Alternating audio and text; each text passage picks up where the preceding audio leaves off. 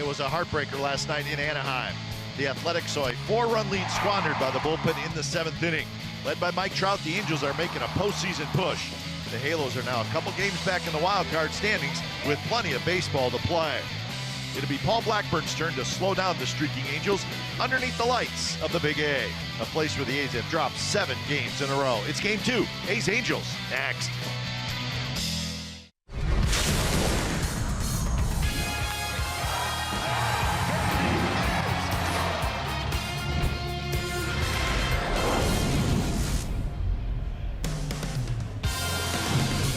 We are at Angel Stadium of Anaheim on a beautiful night for baseball in Southern California. It's the Oakland A's and the Los Angeles Angels coming up on NBC Sports California, powered by Xfinity.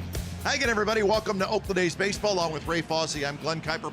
Paul Blackburn gets the start tonight for the Athletics. It's his 7th start, Ray. He's been impressive, and with Blackburn, the way he pitches, a lot of sinkers, a lot of ground balls.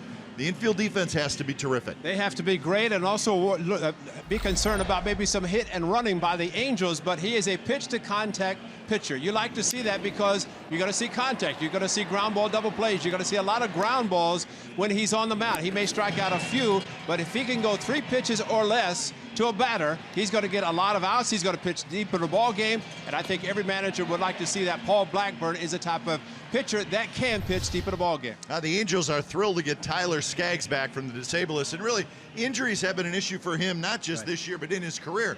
But when healthy, he's pretty good, and the Angels are glad he's back. Well, the A's faced him at the beginning of the season before he went on the disabled list. Only 5 starts for the lefty this season, 1 against the Athletics, but he is one of the guys in the rotation they want to be able to see on a consistent basis. When he does pitch, he is good. He's a lefty. Anytime you see a lefty on the mound, you know he's going to be pretty good. Tyler Skaggs is that type of pitcher. All right, Blackburn and Skaggs is your pitching matchup in Game 2 of the series. The A's have lost 7 consecutive games here at the Big A, dating back to last year, so we hope that streak comes to an end tonight. So it's Game 2 of the series. It's the A's and the Angels.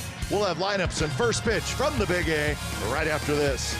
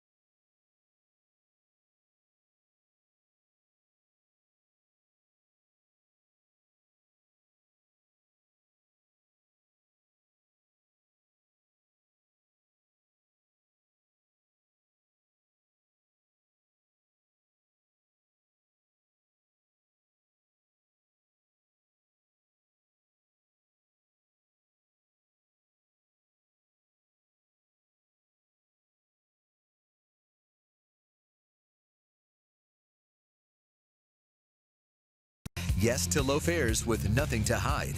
That's transparency. By Toyota, the full-line automaker with the longest-lasting vehicles in America. Toyota, let's go places. And by Jack in the Box. Come try the new sweet or spicy barbecue bacon cheeseburger and chicken sandwich. Limited time only.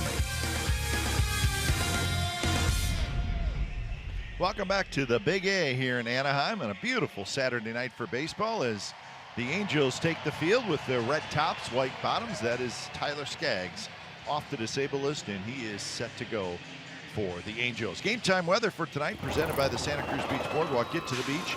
The admission-free boardwalk is open daily. So it's 80 degrees, a little warmer than last night. It's also an hour earlier.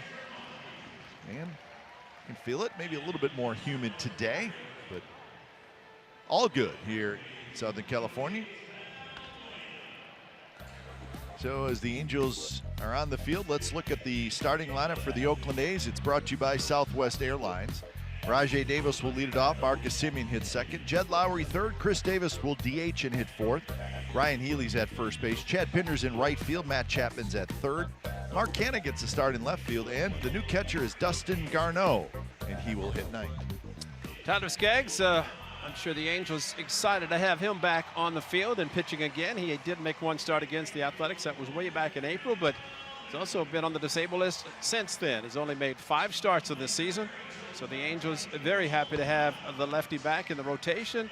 Garrett Richards says he's going to pitch before the end of the season. Who knows what might happen to the Angels if they get some guys back. But right now, they do have Skaggs back.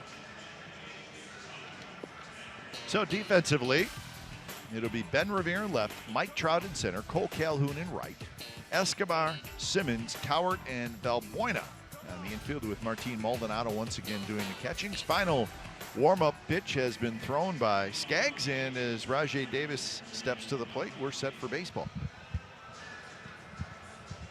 So Davis, Semien, and Lowry, first 3 hitters for the A's. Last night, just a ball game that just got away from the Athletics. They had what they thought was a fairly comfortable lead, but could not hold on. You'd like to think that at the major league level, a pitcher can throw a strike. Unfortunately, last night the A's gave up too many walks and they ended up scoring. That cost them a game towards the end. So Skaggs is ready, and here is the first pitch of the game to Rajai Davis.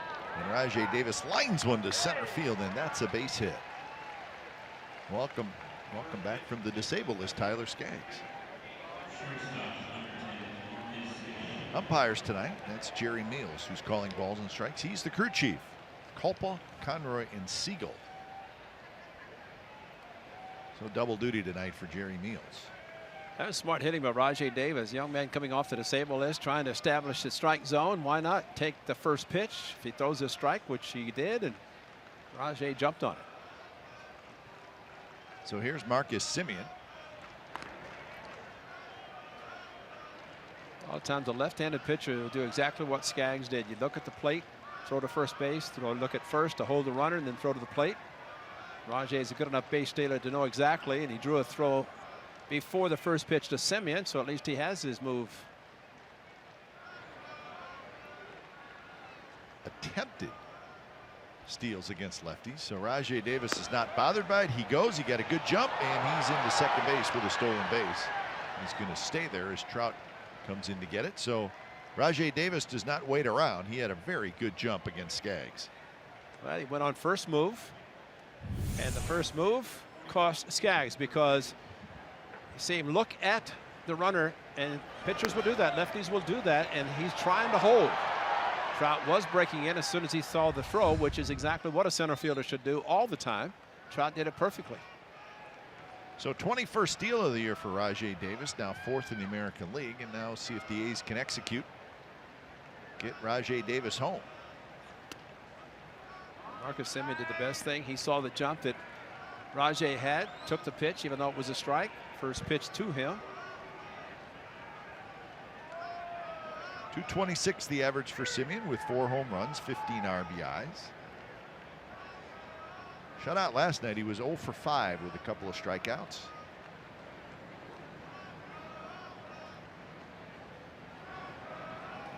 Swing and a miss. Good breaking ball from Tyler Skaggs. Skaggs pretty much fastball, curveball, changeup. Those 3 pitches. And a good curveball to Marcus Semien. A PitchCast is brought to you by Penn Fed Credit Union. 1-2 pitch, good breaking ball, and Marcus Semien swings through it. So a strikeout, and Rajai Davis stays at second base. That's a nasty breaking ball from Skaggs. It's a good one coming from the upper part and then down, thrown hard. 76. It might not seem that hard, but from a hitter standpoint, it is thrown very hard, and that's why it was a swing and miss. The numbers. Yeah, that's why the league's hitting 162 against.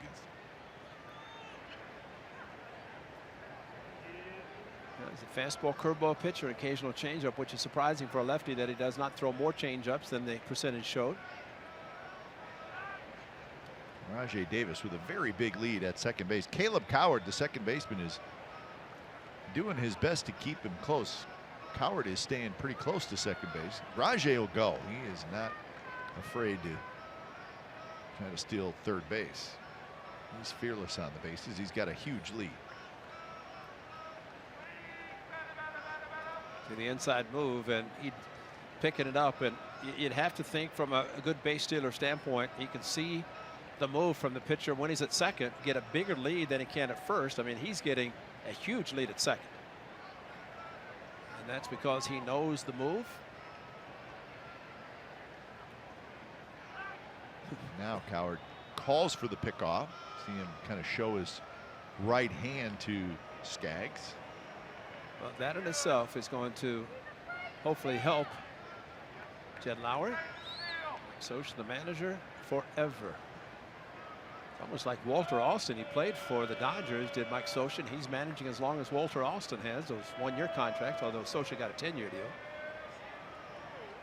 So there's 3.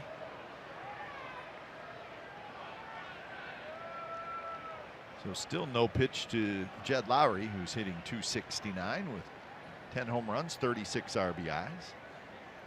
So if he hadn't thrown the great curveballs to Marcus Semien and he had hit a ground ball and got him to third base, he wouldn't have to worry about it.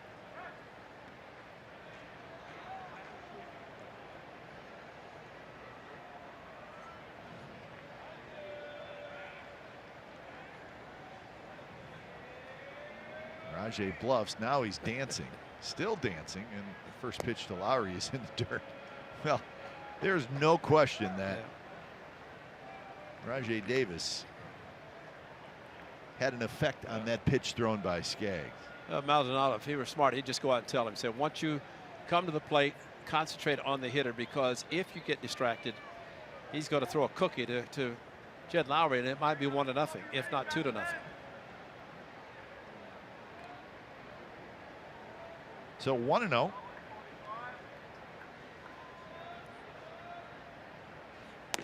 And now 2-0. I think the size of the leads that Rajai Davis gets, I think that's disturbing to a pitcher. I don't know any base runner that we've seen that gets as big of a lead as Rajai Davis. It's not a one-way. Sometimes the guy gets that lead and he's on his right foot heading back to the bag, but not Rajai. There he goes. Throw to third, and it's not in time. So Rajai Davis, it almost seemed like it was just a matter of time before he took off. And again, just a giant lead off second base. Well, and this is all on the pitcher, because Maldonado went behind Lowry, who stood there, which he's allowed to do. And Rajai with the head first slide, the quick throw by Maldonado, and not enough time to Escobar. Rajai stays on the bag. That's why it was a delay called by the third base umpire to see if he overslid the bag, which he did not. Now the infield comes in. And the count 2-1 to Lowry. Lowry was 1 for 5 last night. And a pickoff, and Rajai Davis is back, and that was close. You see, Rajai did the best thing. He turned inside, and Escobar, did he get hurt? He might have gotten hurt trying to catch the ball, because Rajai, watch him turn on the inside. He's in play, which he can do. You come down the line in foul territory. See him move in front, and Escobar might have hurt himself or tried making the catch, because if the ball gets by him, it's going to be a run. So the count is 3-1. Rajay Davis has a huge lead at third. And look at Escobar's holding him on. And there's a strike, 3-2. Lowry thought it was low. He has stolen third base 18 times since 2016, third most in the majors. That does not surprise me because he's good at stealing third. Escobar was holding him on like a first baseman would hold a runner. Of course, it opens up a little bit bigger hole for Jed Lowry, the right-hander. 3-2 pitch, a curve, and Lowry just got a piece of it. Chris Davis to follow here in the first inning. A's threatening. Now the slow curveball, it's almost like the curveball that was thrown not as effectively as it was to Marcus Semien to get the strikeout. But everything Marcus was trying to do to get Rajay to third base, Rajay took care of himself. So 3-2 curveball. He's got a fastball. He's got a changeup. He's already thrown a changeup for strike. Curveball for a foul ball. Never forget. So the count remains 3-2. I think this is where hitters will look at the scouting report and then we'll see exactly as we show the percentage of times that the pitcher will throw a certain pitch, and that's where they think about it in this situation. Most guys would just sit fastball, make an adjustment. See what Jed Lowry does on the third 3-2 count. And he pops it up, and it'll be into the seats. So it feels like Skaggs has thrown about 25 pitches. He's only thrown 13. But this is the 9th pitch of this at bat. He only threw 1 to Rajay and 4 to Semien, and a whole bunch now to this batter.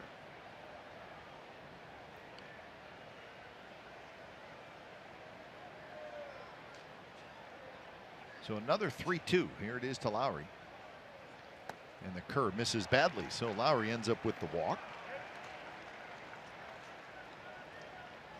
And we'll see if Chris Davis can get Rajay Davis home.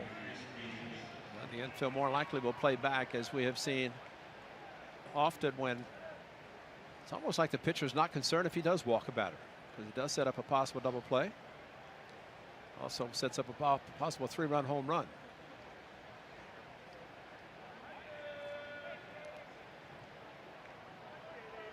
Davis, 28 home runs, 73 runs batted in, and a .241 average. He had a big 2-run double last night.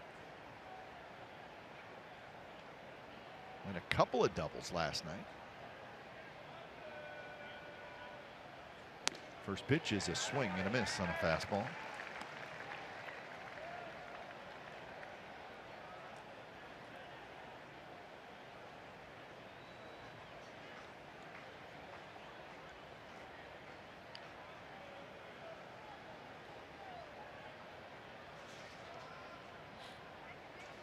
Middle infield, right at double play depth.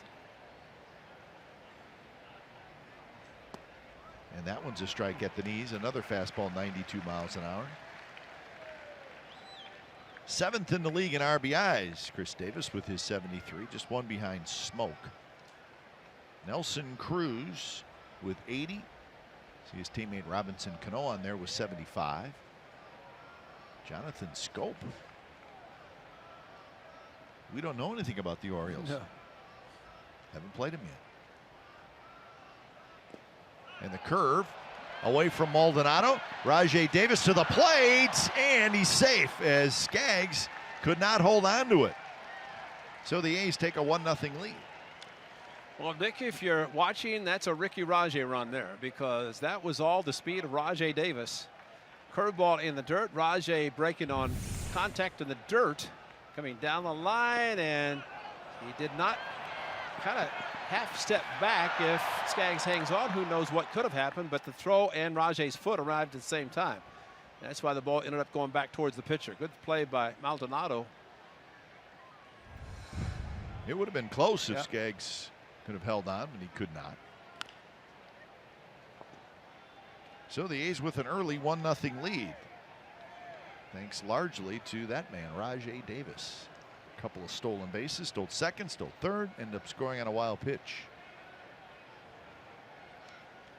Skaggs thinking, I've been on the DL for 2 months. Can't I just have a nice, easy top of the first inning? Not going to happen. I'll not tonight.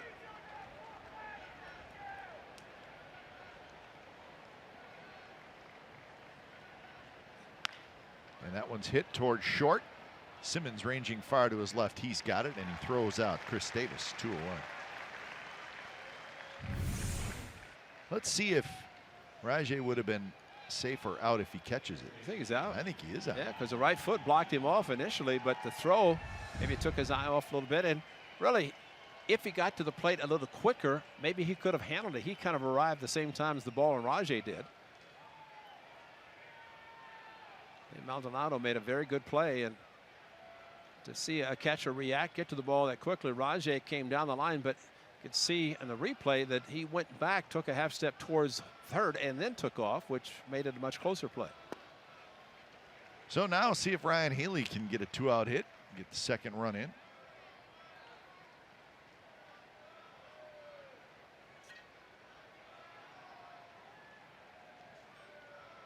Healy, 20 homers, 62 RBIs. He was 0 for 4 last night as the designated hitter. Yeah, the 8-6 for Ryan Healy. His second homer of the season. Fastball 1-0 and a gone. A 2-run home run. That was Skaggs pitching at the Coliseum earlier in the season. In fact, the first games of the homestand. First 4 games, the A's would play the Angels. Skaggs lost that game 5-1. Healy is able to hold up. Yes. No, they said he went around. Healy can't believe that's it. Not a swing. I don't think that not was a good call by Ron Culpa, who's I think his body staring in. His body went in. So it goes as a strikeout. The A's do get a run. So half inning in the books. 1-0. Did he swing? Close. So that's how the top of the first ends. 1-0 Athletics.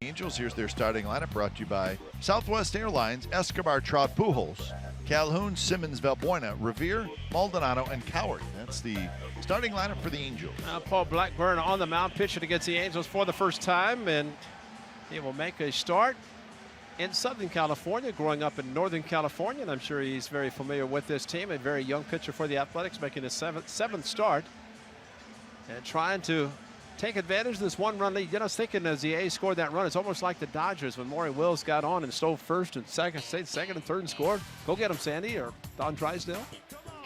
So Canna, Davis, and Pinder in the outfield for the A's. Chapman, Simeon, Lowry, Healy on the infield, and the new catcher, Dustin Garneau. Yeah, his first game, as Bob Melvin said, he's here. It's right-handed or left-handed pitcher. He's in the lineup.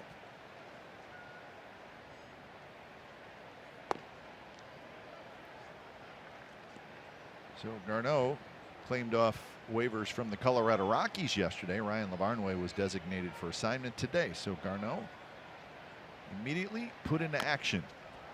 This one is chopped toward Chapman. He grabs it. His throw across, and they got him. Chapman grabbed it. He was kind of straddling the foul line. Well, that's the gun that he has, and to be able to throw as hard, as quickly, not taking any chances. Might have gone foul, but he has the cannon to throw out Escobar. And you're right, straddling the line, if it hits and didn't have a chance, maybe he would let it go, but he has that kind of arm strength. Nice conversation with his dad last night following the game. His dad, of course, everybody very happy.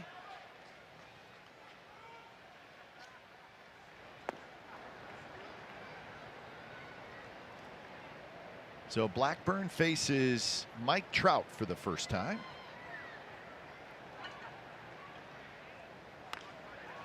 Trout did his damage last night, 3 for 4 with a double, an RBI, and a walk. So his average up to 346.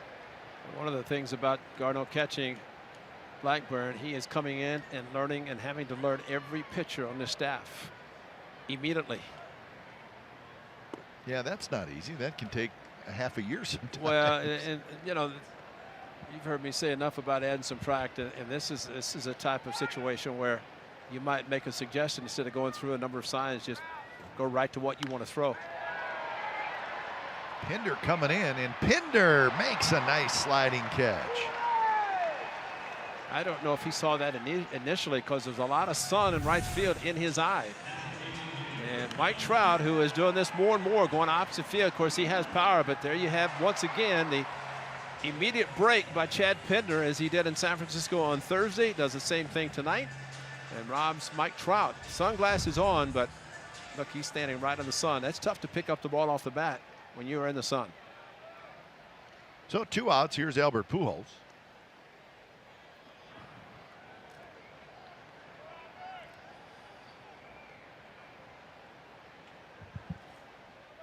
Pujols was quiet last night, 0 for 5. Hit into a double play in the first inning.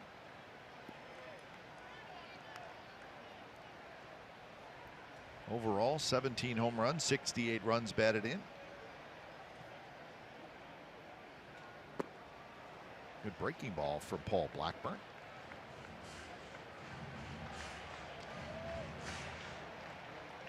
A Tim Salmon fan. He was here yesterday. See, well, he'll be here a little later. He does a pre and post game. He'll sit in the booth next to us, getting ready for the post game.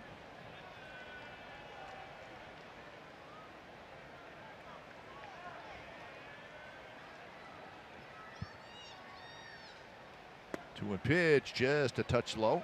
3-1.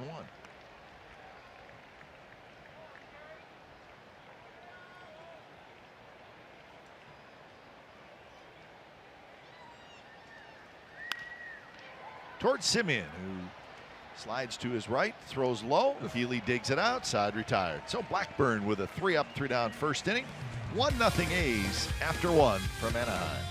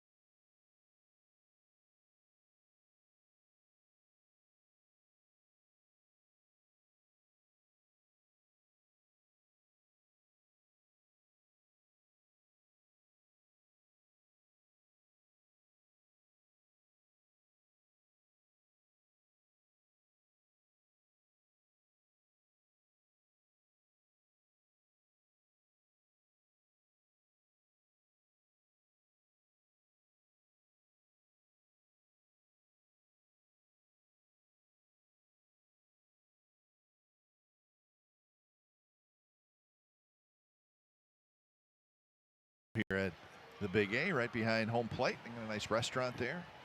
They probably don't even care about the game. VIP section, that's what we think it is. There it is. We're right above that. I bet John Reynolds can get us in that section with just a phone call. Or get us kicked out, one of the two. Pinder, Chapman, and Canna against Tyler Skaggs. 1-0 the A's lead.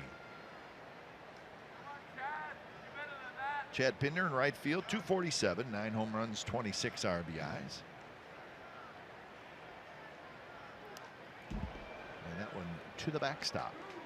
That wild pitch right there is like the one they scored on Thursday night when they won games. Wild pitch in the 8th inning. Were you here, JR, or something?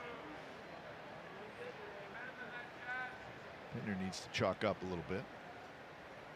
Yeah, that's not supposed to happen. Nice that he ran back and got permission from Mr. Meals. So 1-1 the count. Pinder hitting 6th in this A's lineup.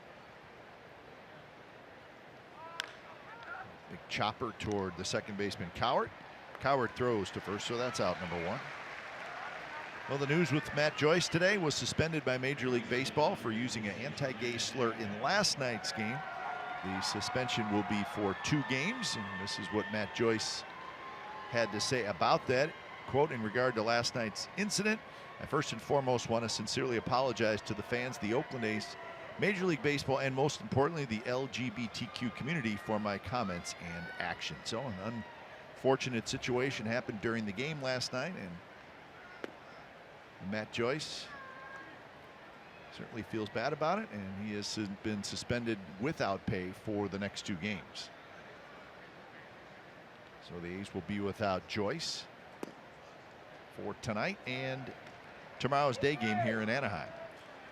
Same pitch called a ball with Albert Pujols, and I think if one of the questions would be the Jerry Mills strike zone, because Matt Chapman didn't particularly like the call on the second pitch, which was down in that lower part of the strike zone.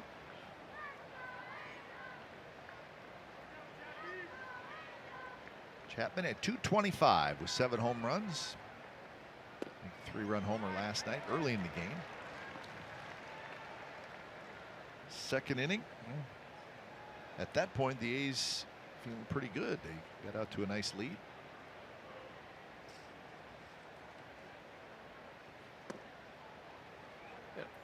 At one time you get a 3-0 lead in the second inning, you take it to the bank, but you have to have good pitching to do that. That was an off-speed pitch from Scribner, and it was a rocket. And they all liked it, the family, friends of Matt Chapman.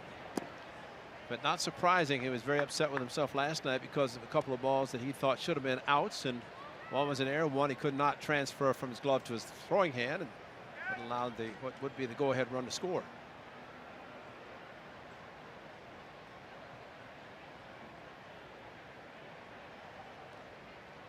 Three-two pitch, and it's popped up, and there could be a play for Maldonado, and he does have room, and he makes the catch. Well, this is the situation that this is one we've seen him make. Hard sinker, slow hit ground ball. Chapman at that point, if he throws it, he's out. But he could not make the transfer right there. The ball in his glove, but the transfer did not happen. And Angels scored the go-ahead run. They would add another, and the A's lost the game 8-6. So with 2 outs, here's Mark Canha getting the start in left field tonight.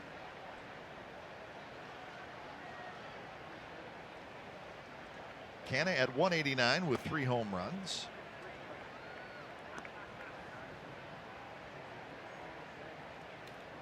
Brought back up on Wednesday. He's going with the extra player in the National League ballpark.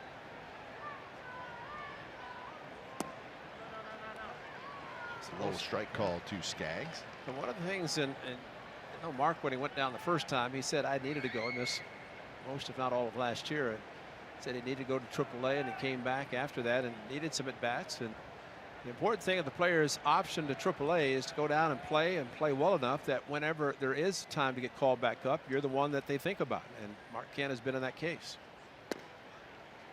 There's a strike. Didn't have to be. So 1-2 the count. Skaggs has to love the strike zone by Jerry Mills.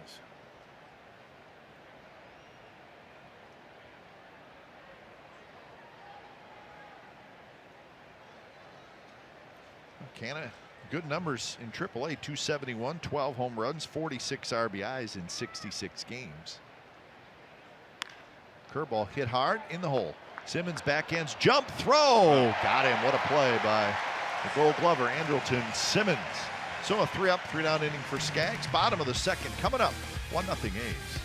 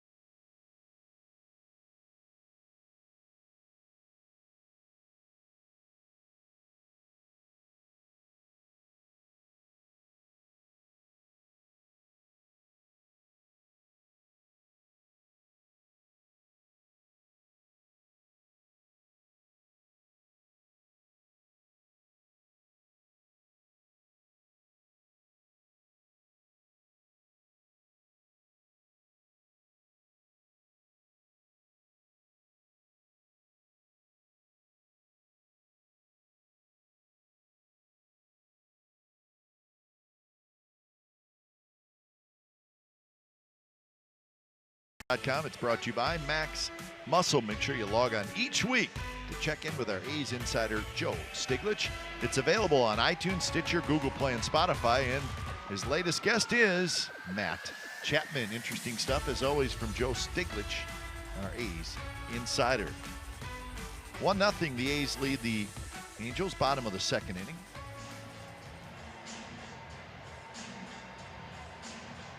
Cole Calhoun will lead things off against Paul Blackburn. Blackburn had a 3-up, 3-down first inning with a couple of ground balls, so that's a good sign early.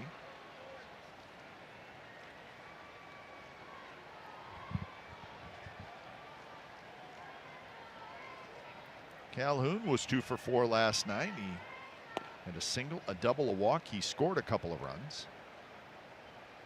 Actually talking to Mark Langston on the radio side with Terry Smith about the 2 hits he got last night to left field. And he said normally he does not do that. And the more he will go against the shift, he said that's what he normally does. And fortunately for the A's, it went between first and second in the shift. So leadoff single.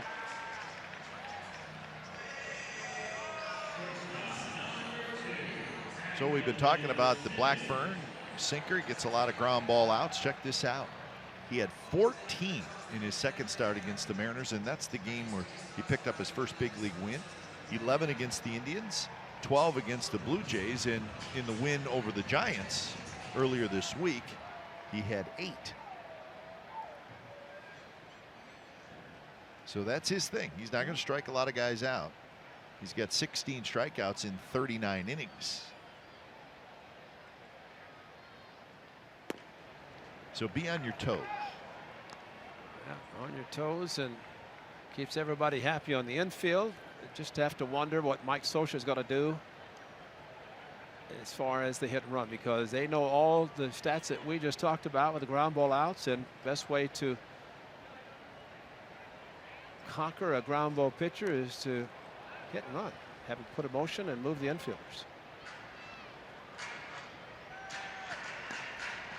And we showed an 18th season, and Mike Scioscia signed a 10-year deal, but what he did in 2002 in the World Series, You have to realize that in postseason, you're going to face the best pitchers. You may not get the big 3-run home runs that you get in the regular season. He's played the little ball. He had the guys to do it, and they were running all over the place. 0-2 pitch to Andrelton Simmons.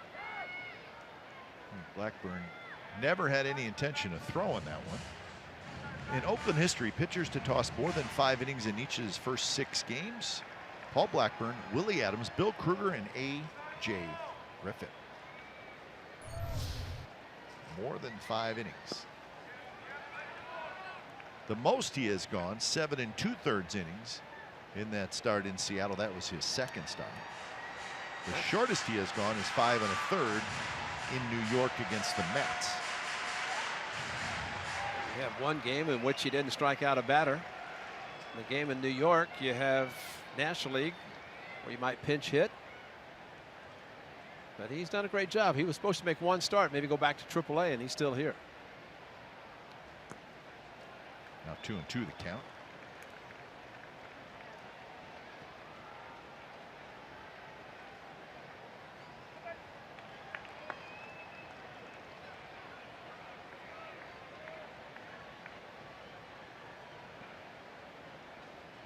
On deck is the left-handed hitting Luis Valbuena. Asked Bob Melvin about, I know the catcher said, have you seen him much? He said, on video. I've seen him on tape. But that's what's available now. If you want to check out a particular player, you may not see him firsthand, but a lot of video, and you can watch and just see what kind of player, catcher in this case, he is. Healy's got it. He spins. He fires the second one. Back to first. Not quite in time. So Healy with a nice play, and it was very close at first. In fact, Healy shot a look back toward the dugout. Yeah, it looked a lot closer than what Ron Copeland thought it was in making the call. Quick throw by Marcus Semien, and nice play. Ryan Healy, who's been taking a lot of ground balls, throw a little bit towards the shortstop side, but a stretch back at first base.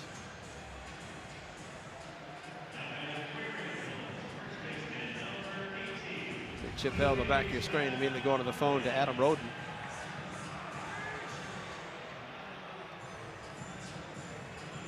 So they're not going to look at it. So Simmons at first now with 1 out. Here's Luis Valbuena.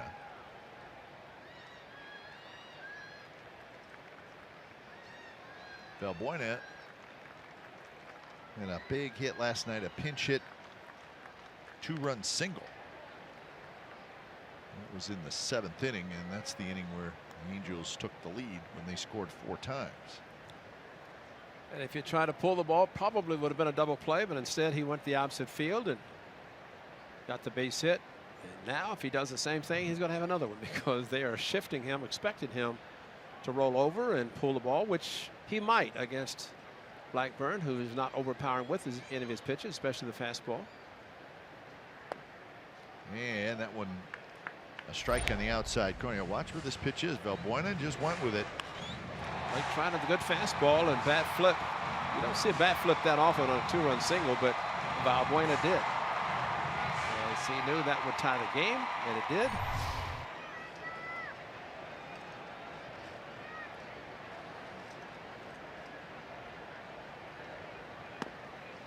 Valbuena last year with the Astros hit .260 with 13 home runs and 40 RBIs. He only played in 90 games. He hurt his hamstring, and he did not play at all in the final 2 months of the season.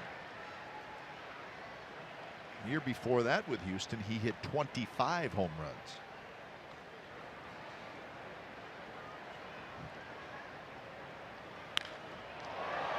Drives this one toward left. Canna gets back, and Canna makes the catch. Comes around, gets it back in quickly for the second out here in the bottom of the second.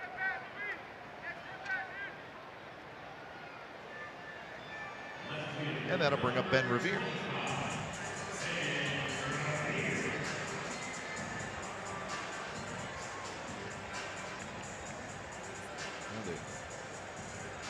Just saw Valbuena and now Ben Revere. The Angels in the offseason made 5 offensive additions: Valbuena, Revere, Maldonado, Cameron Maybin, and Danny Espinosa.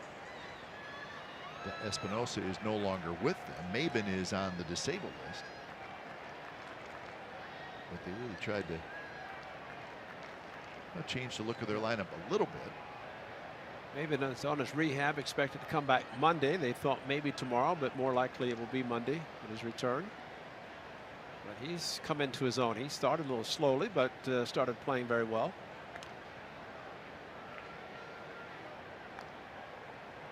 Yeah, I said Maybin actually was really good when Trout was out, and that helped the Angels a lot. The Angels 2 games under 500 without Trout in the lineup, so that's not bad. They hung in there. And now the Angels just 2 games back in that wild card. Come in with a 55-55 record.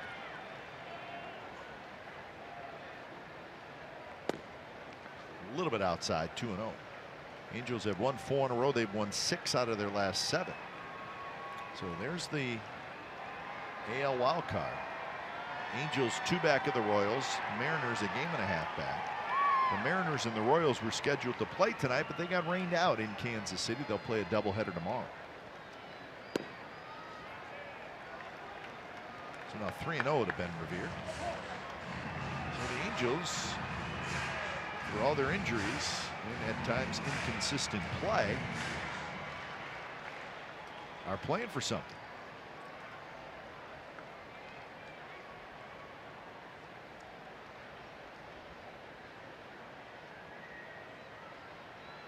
.30 pitch to Revere, and that's a strike. So 3-1.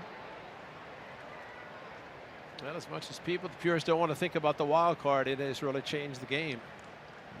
Because the way, really 3 divisions, you have the leaders running away, so that would leave 3 others. But in those 3, the teams running away, that would be a moot point for the other teams to continue to play. But there is something to play for now. And wild card teams, at least from the fan standpoint, that can support a team, because I think everybody knows you get in the postseason, anything can happen. Yeah, the purists are kind of losing the battle on that, I'm afraid. There's a strike, 3-2. Remember, at a time when there was, what, 8 teams in each league, and you played the league, you went to the World Series, you're home by October 7th. Now you're lucky to be home by Halloween. Yeah, if you're home by Halloween, it probably didn't go seven games, right. The World Series.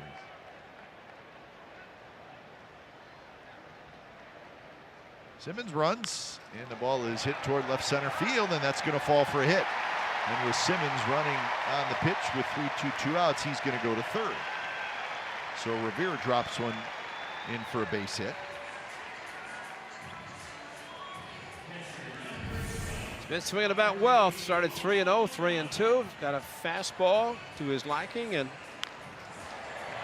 he's smart enough hitter to go to the opposite field instead of trying to pull the outside fastball. That's just good hitting.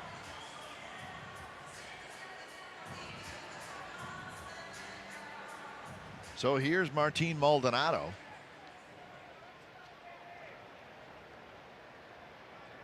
Maldonado 0 for 2 last night. He was hit by a pitch. First pitch is in, first strike. Maldonado has been hit by a pitch 15 times this year. That's the most in the American League. So immediately you look at, well, does he crowd the plate a little bit? Doesn't look like he necessarily does. Scouting report is pitch him in. Yeah, that's true. Simeon charges across the diamond, side retired. So Blackburn gets out of the jam as the Angels strand a pair. 3rd inning coming up. A's 1, Angels nothing.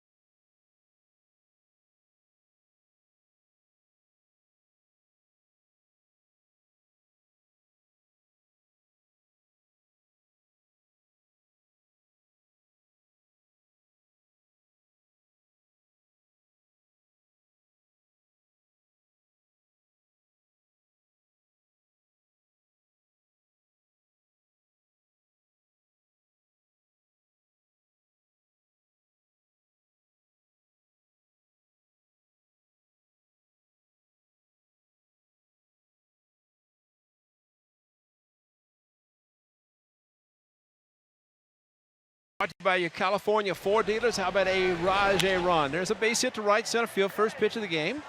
And what does he do the next pitch? He goes to second base. He steals second easily. A high throw, and he can't get over the ground ball, so he steals third. And then he's going to score a run on a wild pitch by Tyler Skaggs. And Skaggs got the plate. It might have been a little different, but instead Rajay won, and the Angels nothing here in the top of the third inning. That's fun to watch. 36 years young, still running like a deer.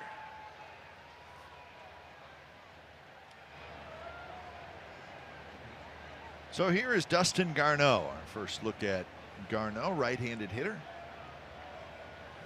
Big, strong young man. Again, claimed off waivers from the Rockies yesterday. He made the Rockies opening day roster this year and played in 22 games before sent back to the minor leagues.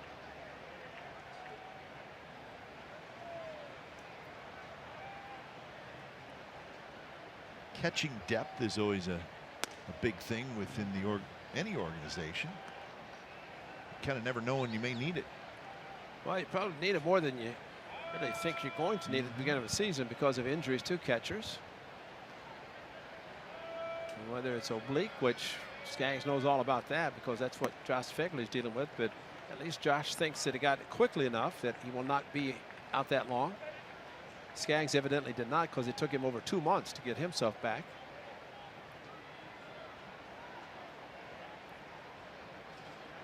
So 2-1 the count.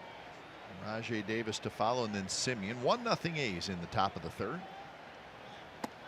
And that's high. 3-1.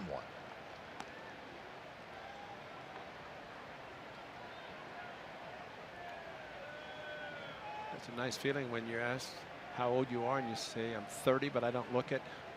That's what Garneau said. He said, I'm a young looking 30. That's always good. As you get older, keep that baby face. That'll be good. Steve Vucinich doing his job as always. Gets a new player, gets the uniform with the name on the back. Vuce has contacts all through the American League. When it happened as quickly as that did yesterday, he's on his toes, man. He's got to work fast. Swing and a miss. So Garneau strikes out. So that's out number one here in the third inning. Well, they saw 6 pitches, but a fastball that he probably would like to have another opportunity to hit, which he will. And swung through a 92-mile-an-hour fastball. So 1 away. Here's Rajay Davis. See, I think Vuce actually knows about transactions. I think he knows they're going to happen way before they even happen. Yeah, he's like radar right. from MASH. He just knows what's going on. He may have had that Garneau uniform ready a week ago. Well, just had a feeling. I could see where he might have radar, but I wouldn't compare him to MASH. No. Just radar for Vuce, but MASH is a good comparison. Skaggs thought maybe that was a strike. 1-1. Rajay Davis with, as we showed you, the Rajay run in the first inning.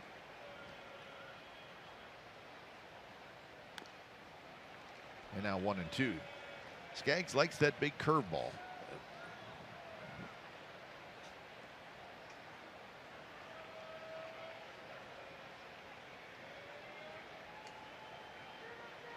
Hayes last night had 6 runs on 6 hits.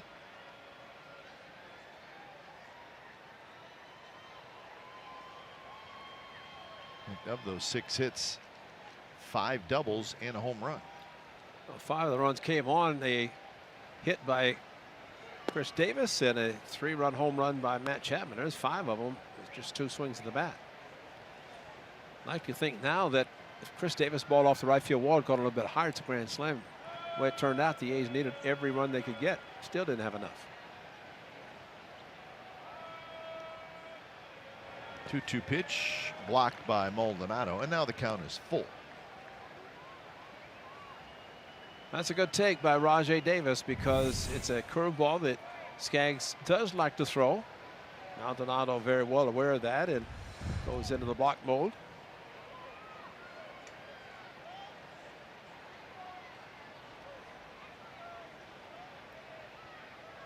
Let's see what Skaggs throws. 3-2 to Rajai Davis. Fastball, it's chopped out in front.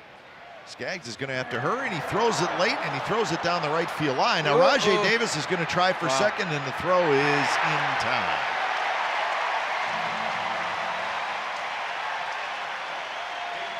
Now the ball just did not go down the line very far, and Valbuena turned around, and the ball actually bounced back to him just a little bit. So Rajai Davis is going to be out. There's no doubt Skaggs is not going to throw him out. Rajai really hustling down the line, and you're right. Ball coming back and right to him. Perfect throw to second, and there's the out. Rajai, the problem he had, look how big of a turn he takes. There, and then he's the outfield grass, and that is a long way. It's not the straight line, that's a circular route. And he knew it once he got there, and Mike Aldretti, I think, pointed, but he thought maybe the ball had gotten farther away, but right back to Valbuena. So Rajai Davis is going to get a base hit on that. Yeah, but look at the turn. He's in the outfield grass, and that is a long way to get back into the path, and just absolutely no chance to do it, and he knew it. He's thinking, if I stop at first, I can steal second, steal third. So 2 outs, and Marcus Semien hits for the second time. He struck out in the first.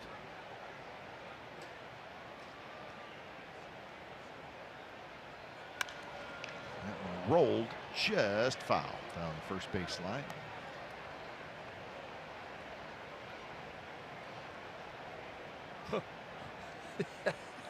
He's thrown it to the kids, and the guys put his hand up. Interception. Give it to the kid, or just walk it over.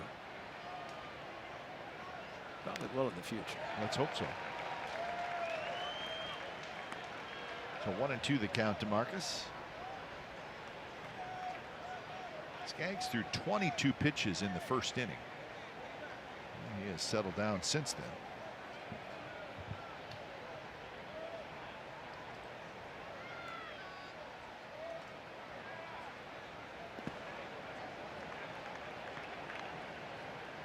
Skaggs missed 85 games. Out since the 29th of April. His last start, the 28th of April.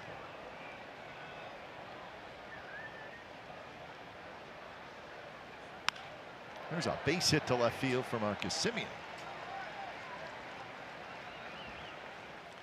So second hit for the Athletics. Rajai even more upset now because he figured if it gets on first, steal second, they could score on this base hit by Semien. Marcus with a 2-2 fastball just hammered it, stayed back, and did not get the curveball that he struck out in the first inning. So with 2 outs, here's Lowry.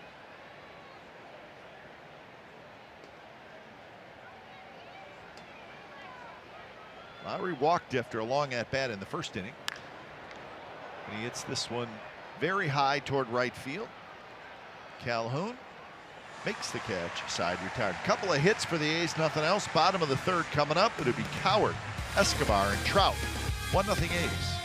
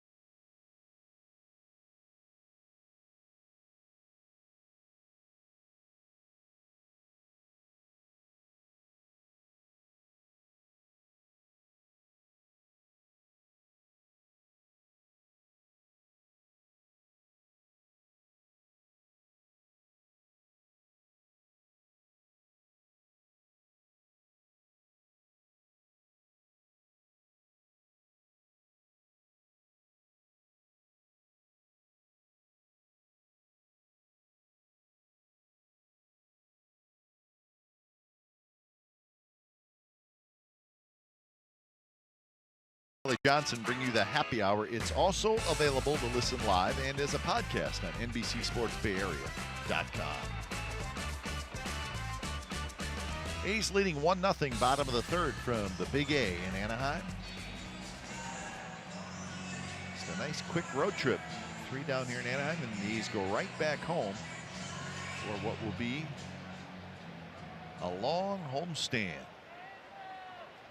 Monday, an off day, then the Mariners for Tuesday and Wednesday, the Orioles Thursday through Sunday, and then the Royals Monday, Tuesday, Wednesday, the 14th, 15th, and 16th. So a stretch where the A's are home quite a bit. Caleb Coward to lead it off against Blackburn. Coward, the second baseman. And with Espinosa being let go, the Angels are give Coward a chance to be their everyday second baseman, see if he can do it. He's a switch hitter.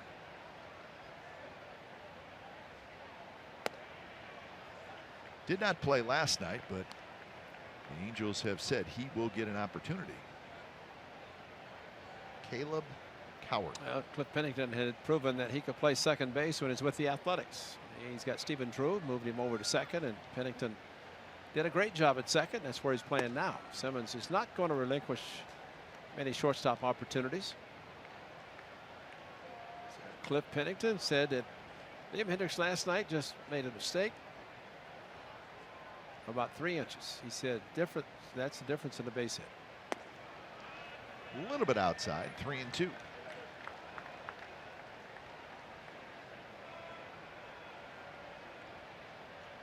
Coward was a first-round draft pick in 2010 of these Angels.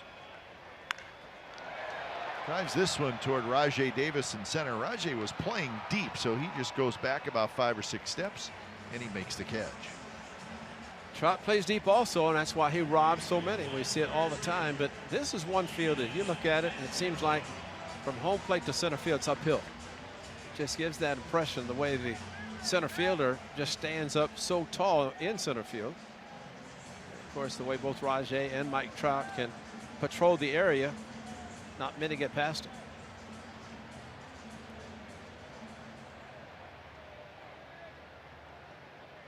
So here's Escobar with 1 out. Curve drops in for a strike.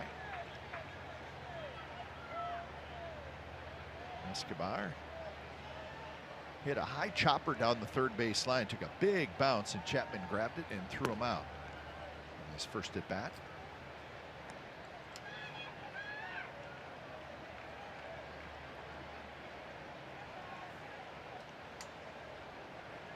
Much smaller crowd. Well, I shouldn't say a much smaller crowd, but definitely a smaller crowd tonight. It was a big one last night.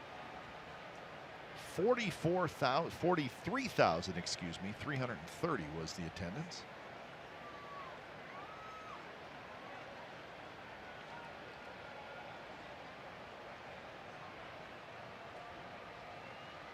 One and 2 to Escobar. Roll foul. Escobar will be a free agent at the end of this year. So he's looking to finish strong the final 2 months. He'll be 35 years old in November. So not a young player anymore. No. Well, he's been a pretty good hitter. And that one is lined to Lowry, who takes a couple steps to his left and grabs it. So 2 away here in the bottom of the third, and here comes Trout.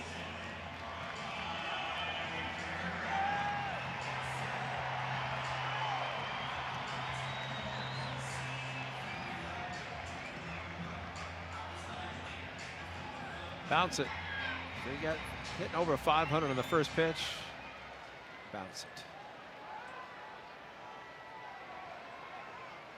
Trout Farm in full effect tonight. First pitch is a little bit inside, I guess.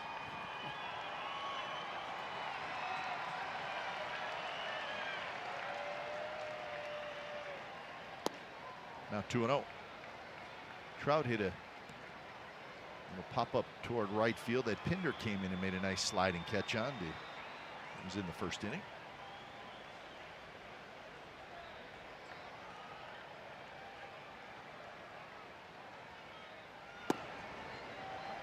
That time, that inside pitch is called a strike. Trout, one of those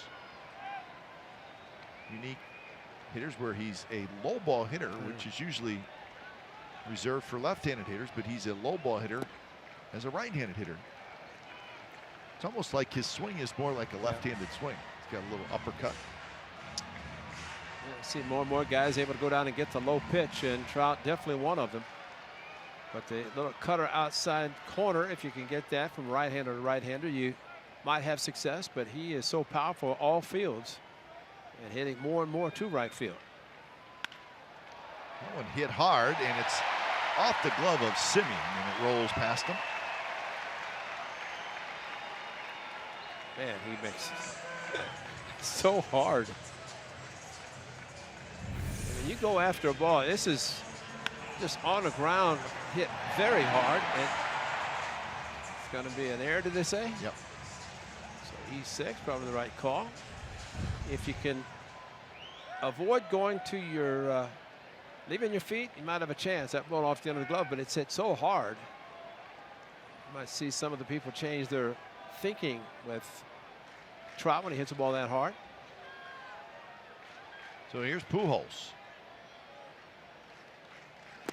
And he takes low. So the error to Marcus Simeon. It's his 4th error of the year.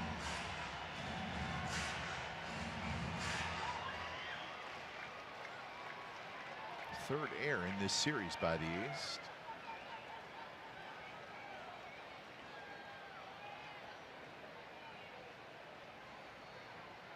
Pujols grounded out to short to end the first inning.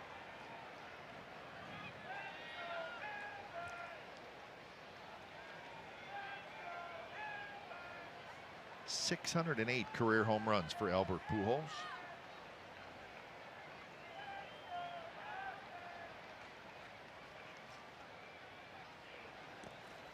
Nice block is Garneau scrambling back there. And a breaking ball, he's not back in. Moved sharply, quickly to his right, turned his glove up, and got rid of the mask.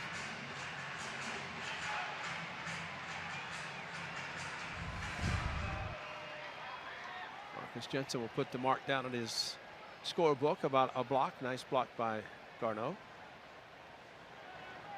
They saw Darno in New York, and Garneau. That's right. So have to be careful. Spelled a little bit differently.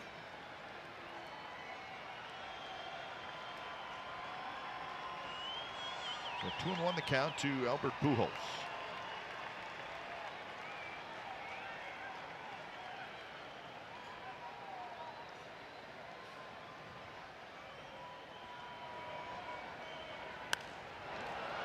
And now the count 2-2. Pujols with 2,918 career hits. So they get to 3,000 next year if he's healthy. Those are the active players, hit leaders, each your own Beltray.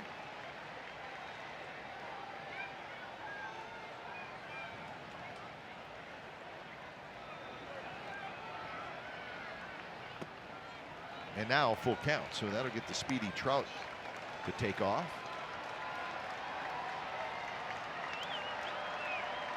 Calhoun, the left-hander, but Trout or Pujols is so good with Trout on and being able to run. You throw him a fastball, you have to be careful about a line drive into the gap.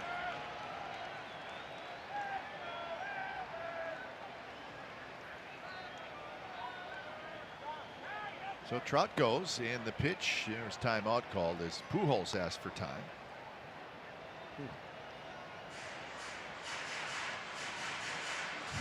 Let's see. He wasn't going to back out. He put his hand up and then back out. He see his lips move and ask for time. It was granted.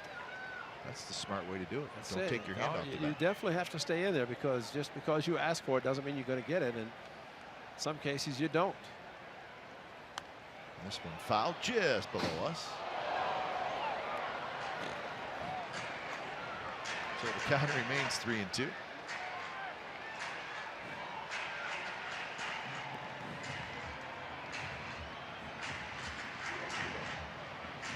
Blackburn does not have a strikeout. He has not walked anybody.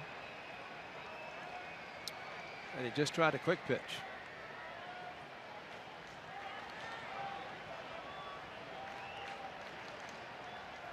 That one's hit very hard, but foul.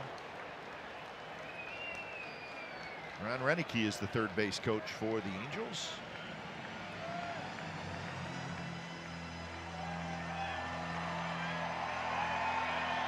Alfredo Griffin's been at first for a long time. Yeah, good third base coaches will always find a home. Renicky managed the Brewers and was let go, and immediately came to the Angels. Gary and Ron Renicky, two brothers. Gary platoon with the great John Lowenstein. This one is fouled into our booth almost. Right next door, actually. Got to be ready here. Broadcast booths are a little bit lower. Amori P. Gonzalez never moved. He did not move. Probably didn't see it either.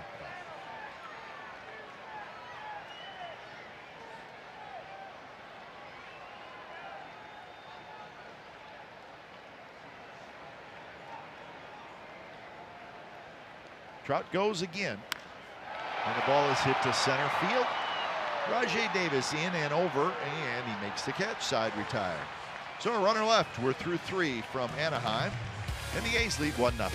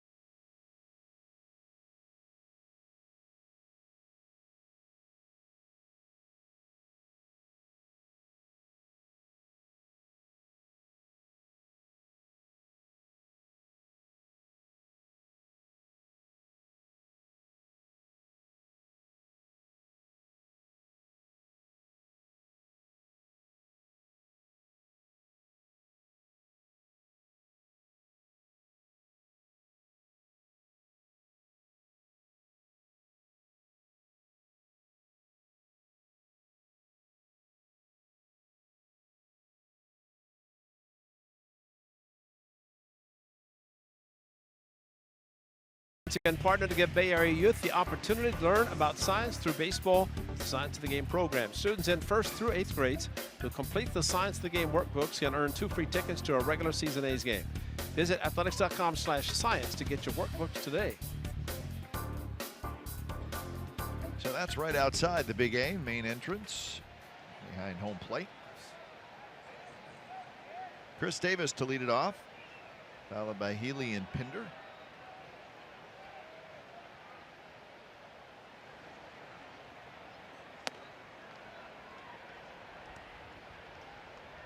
Chris Davis grounded out to short in the 1st inning.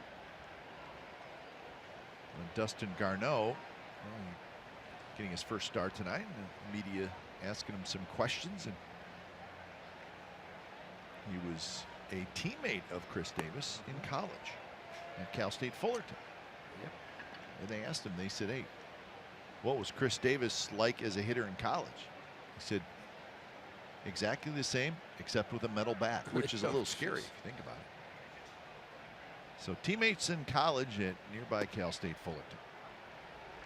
Yeah, you put an aluminum bat in Chris Davis's hand. That's right. That's not good. No. Also found out that Dustin Garneau was a high school teammate. A high school teammate, as Calhoun comes in, of our own Juan Dorado from our PR department. Juan travels with us. So we did not get the full scouting report on Juan Dorado. We probably should do that. Well, he's had a busy day. He has had a busy day. A busy night. We got to see if Juan could hit. Maybe a middle infielder. That's what I'm guessing. I would say that Juan is right where he's supposed to be. That's why he probably didn't hit and decided to get another job. Of course, the great Juan Dorado, who maybe the only PR man in the history of baseball to get pied on a walk-off, thanks to Franklin Barreto. That was fun. Yeah. I get the Gatorade poured on them if they're asking questions, but I don't think a pie. That's first. Hit slowly left side. Escobar in front of Simmons. Throws, and Valbuena was able to keep his foot on the bag. Mike Aldretti says, I don't think so. And Mike is saying no, and it's also the skipper is going to take a look at it and pull it way off. And no, I don't think so either. I think we might take a look at this one. We'll see there. See, look at that. That's the move after he was blocked by Valbuena. Yeah, it didn't look like Culpo was in a very good spot. Yeah, they're going to take a look at it. Culpo turned around after Valbuena had caught the ball and then pointed to the bag. So if the shot we had was enough, then it should be overturned. We'll see what happens if New York sees the same one. I think Culpo knows that he missed it. That's my call here. Well, the quick throw and Valbuena catching. I see that's the key there. When he turned around, he's looking there, and then he comes around to look after he's getting around him. Too late. Yeah, that's way too late to look, and yeah.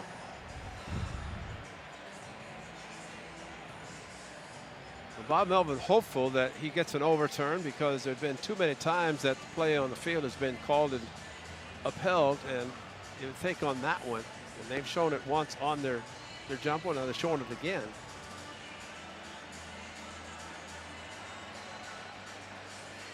And we'll show it again as well as Valbuena. It's a matter of, that's the key once again is the ball clearly in the back of the glove when his foot was on the bag, or did it come off as he caught it? Called him out. What? That's unbelievable.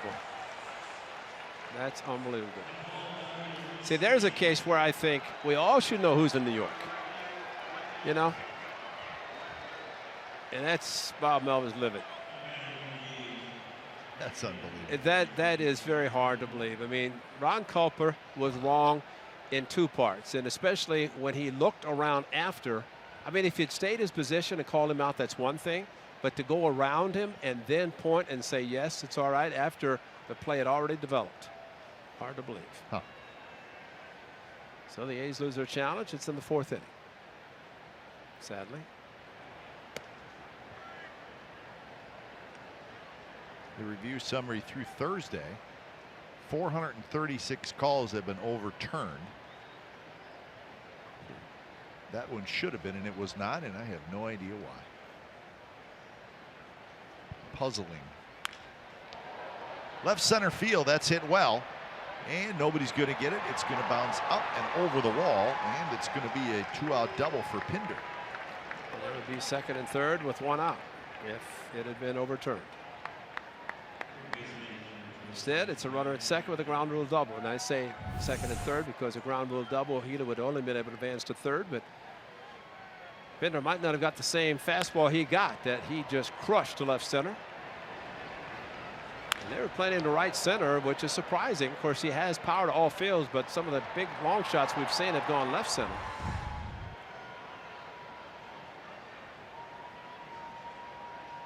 So here's Matt Chapman. First pitch to Chapman is outside. So 4 hits now for the A's. That's their first extra base hit.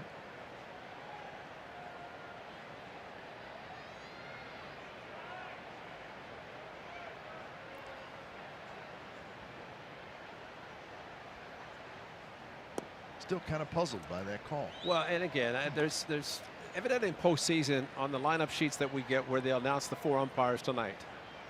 We know who's here, but we don't know who's in New York. And I've heard that one of the reasons because all these guys rotate, but who cares? I mean, we should know who's making the call in New York and what are they seeing. I mean, they're going to come out and say that after reviewing it, show that his foot was on the bag. That would be their explanation. That's all they have to say, but who made it?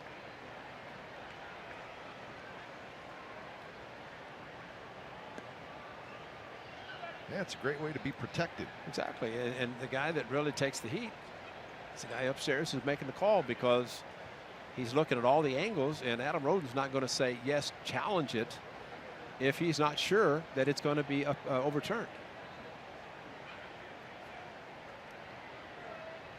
So 2-1 to Chapman. Swing and a miss, 2-2. And here's the play we're talking about. You tell me that his foot is on the bag. Ball is in the glove. It's the ball in the glove. Right there. Yeah, it's in the glove and his foot's off the bag. Now watch Ron Culpa. He's looking there. Call it there instead of walking around. That's what makes him look bad. When he turned around, he actually was looking around Valbuena. Make it there. The call there, not to go around. Chapman taps it foul at home plate to keep the count 2-2.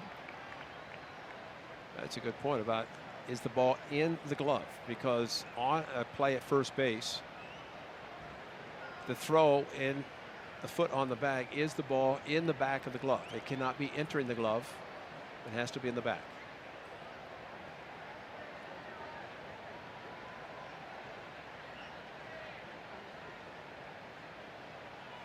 Two pitch in the dirt, and now 3-2 to Chapman.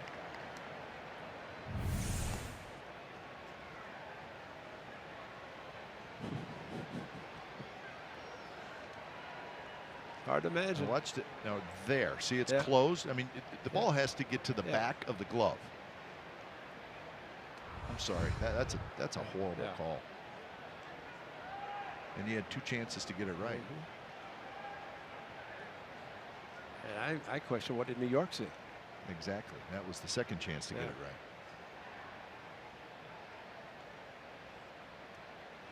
3-2 pitch.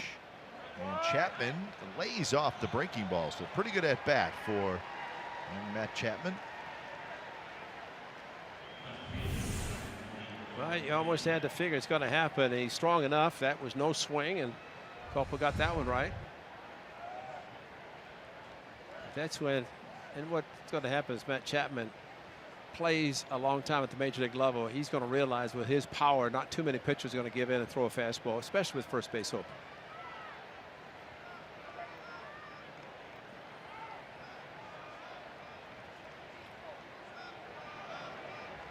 So Canna with an RBI opportunity.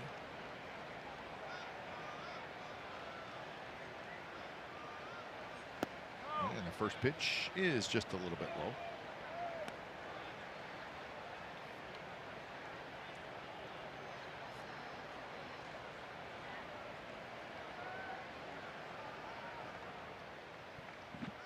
Canna robbed of a hit by Andrelton Simmons, who made a nice backhanded play and then a jump throw to first to get Canna.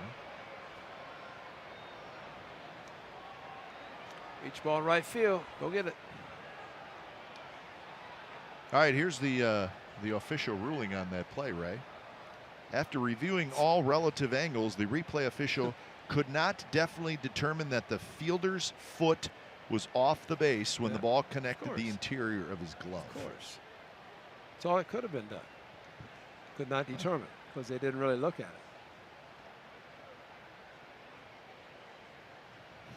it. Who are the replay officials?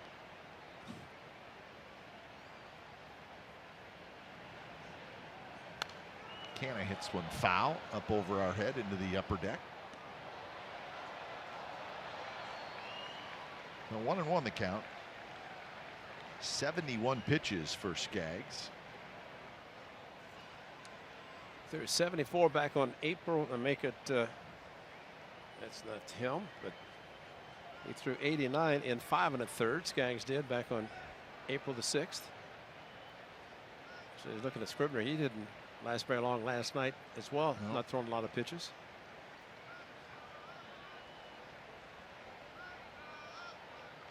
Pinder at second, Chapman at first. Both have good speed, and that one is cued right side. Skaggs is going to have to get over there, and he's not going to be able to. And the throw back toward third is late. Skaggs, there was just a moment of hesitation as to whether to go for the ball or get to first base, and that hesitation cost him. And that's never an easy play. You just have a decision to make.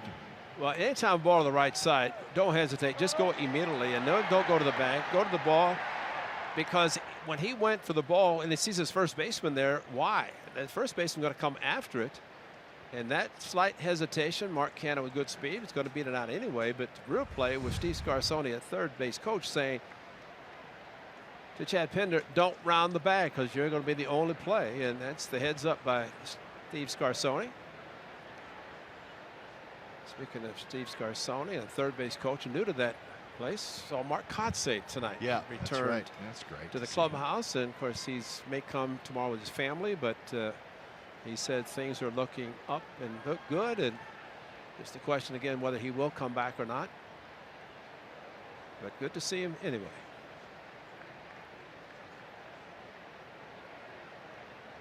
So the bases are loaded. 2 outs, and here's Dustin Garneau.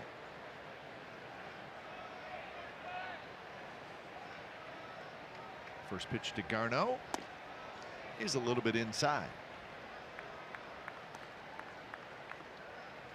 It's a good time for Garneau to get his first hit as a member of the Oakland A's.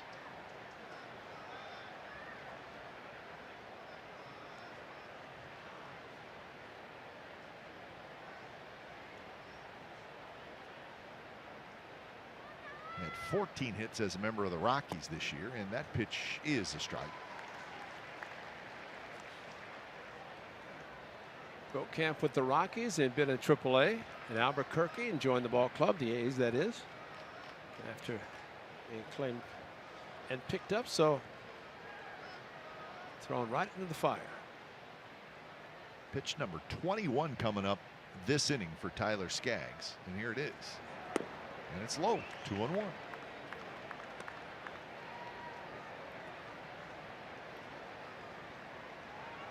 Skaggs had a 3-up, 3-down second inning, but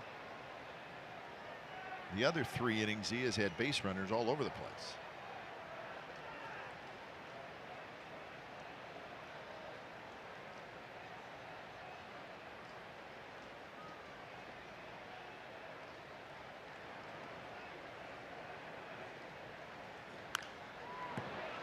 Foul back. There was a fastball at 92. And Garneau had a good swing at it. I'd like to see him load up just a little bit sooner, though.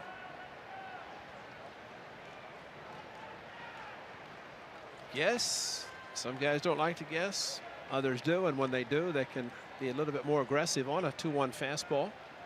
Skaggs at point, he does not want to walk in a runner, so this is a critical pitch. A lot of confidence in his curveball. That was a fastball, and Garneau fouled it straight back. Have to think if Maldonado calls a curveball, he's going to throw it, but fastball, and Garneau just trying to make contact and drive the ball. Be a great hit to drive in a couple.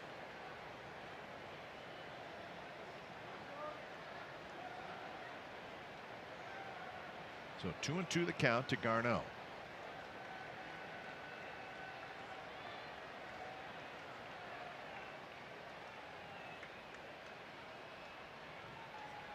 Curveball, base hit left field, and that's going to bring home a pair.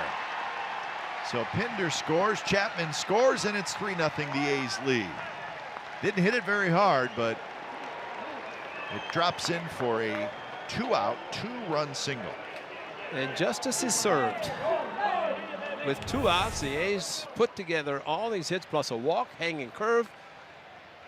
And, you know, while you can say if he throws it down, but he wanted to throw it up in the zone because he's afraid of bouncing it, but also he helped speed up the bat of d'Arnaud. And that would bring home 2 runs, making it a 3-0 game.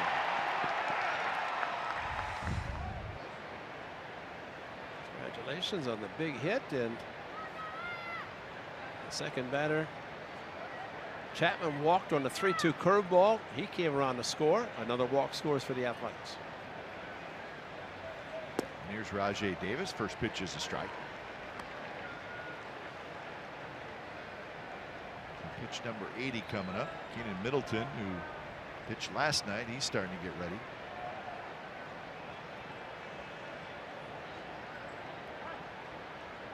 You see left hand with the right hand putting a lot of stuff on the left wrist. Maybe a little extra stickum. And it's 0-2.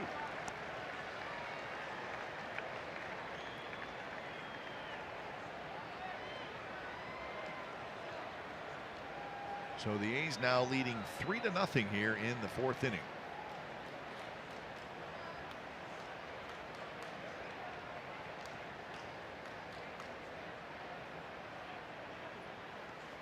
And that one to the backstop, right through Maldonado, and the runners move up. So it'll be a wild pitch. Curveball, he anticipated it, but it just kept moving and bounced way out in front of him. Had no chance to block it. It did bounce back, but not far enough, and no chance for making the play.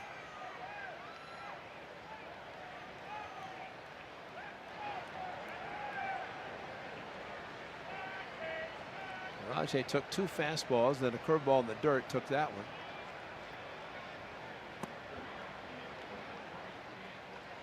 So 2-2 the count.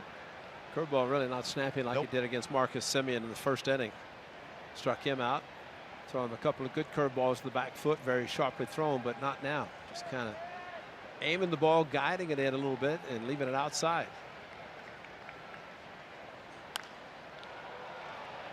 Calhoun hustling over toward the line. He'll get there. Stops, makes the catch.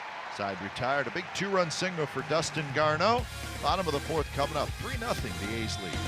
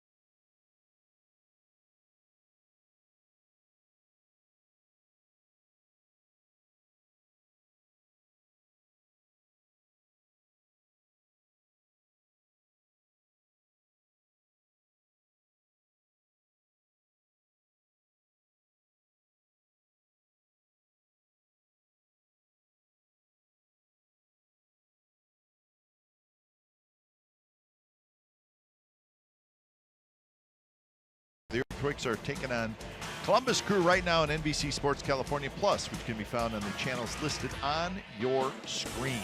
If you can't find NBC Sports California Plus, log on to NBCSportsCalifornia.com or call your TV provider. A's leading 3-0 over the Angels. Dustin Garneau with the 2-out, 2-run single. A's have lost 7 consecutive games here at the Big A, going back to last year. So they're trying to break that stretch. They're 0-4 here this year, and 4-7 against the Angels for the season. You can always look at the last out would be the best out if you have the lead, but right now you're up 3-0. Last night the A's were 3-0 in the second inning, ended up losing 8-6. Paul Blackburn would like to go very deep in this game, unlike what happened last night. Bullpen had to come in, try to get the 12 outs, and they didn't. They got 9, but that meant they didn't have to face them in the bottom. Right to Lowry, and that's out number 1 here in the bottom of the 4th. Calhoun is retired. There's that, here's a 2-0 fastball. I'm not going to walk you, challenge you, hit it. And the old Adam ball, and one of the best pitches in the game. A fastball, the hitter hits it at somebody, hits it hard, but frustrated going back to the dugout. So with 1 out, here's Andrelton Simmons, who had a fielder's choice in the second inning.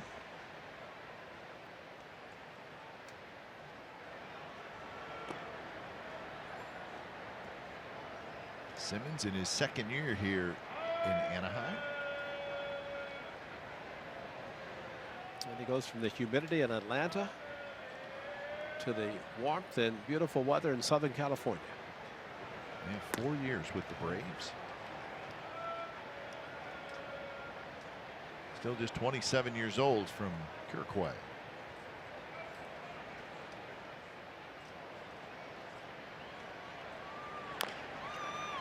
Chapman charges. He's got it. Shows off that very strong arm, and they just get Simmons for the second out. He needed the strong arm there, and he used it, and he got him. Matt Chapman is proof that you cannot outrun the baseball, because Simmons is very close in one step, and that's with a high chop charging. No chance for that to go foul, so he had to charge it. A very strong arm. You throw 100 miles an hour as a pitcher, that's a piece of cake thrown across the diamond. Just catch the ball, put it in your hand, let it go. That is a nice weapon to have. So with 2 outs, here's Valbuena. Sinker a little bit low at 89 miles an hour. Valbuena, a fly ball to left field in the second inning.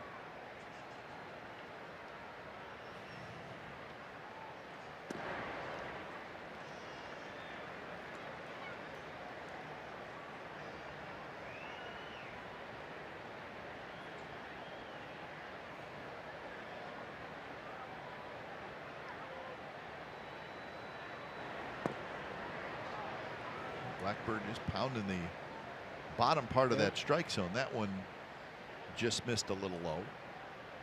It's got not getting as many as the low strikes, it seems, that Jerry Mills has been calling tonight. At least that's a good location to keep him anyway. So 3-1 to Luis Valbuena.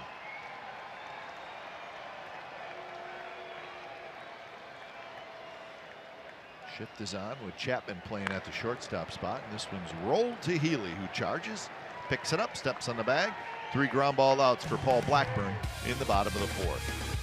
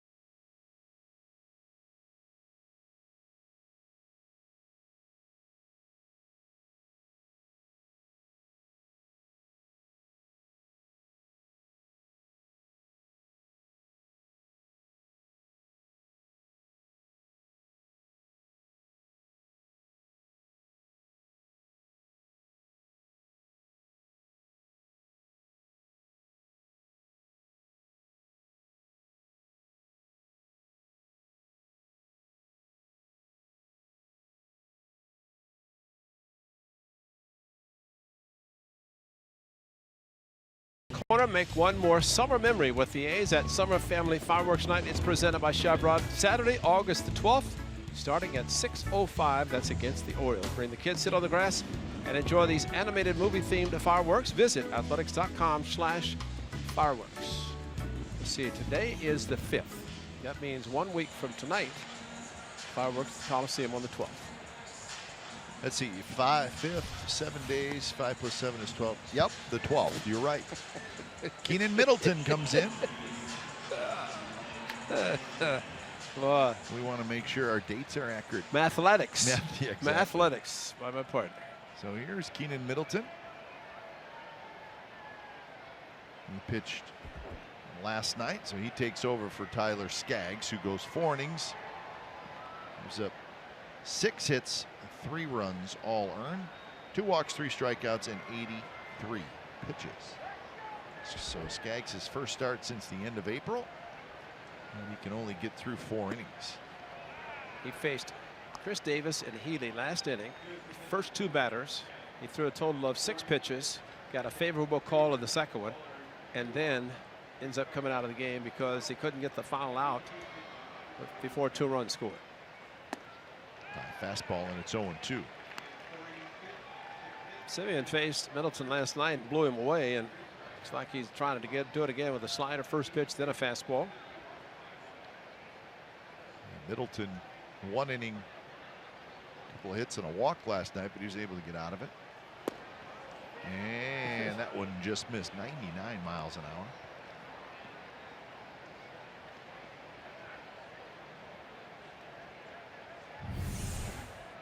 Didn't look that bad, and that angle that Mr. Meals just didn't like.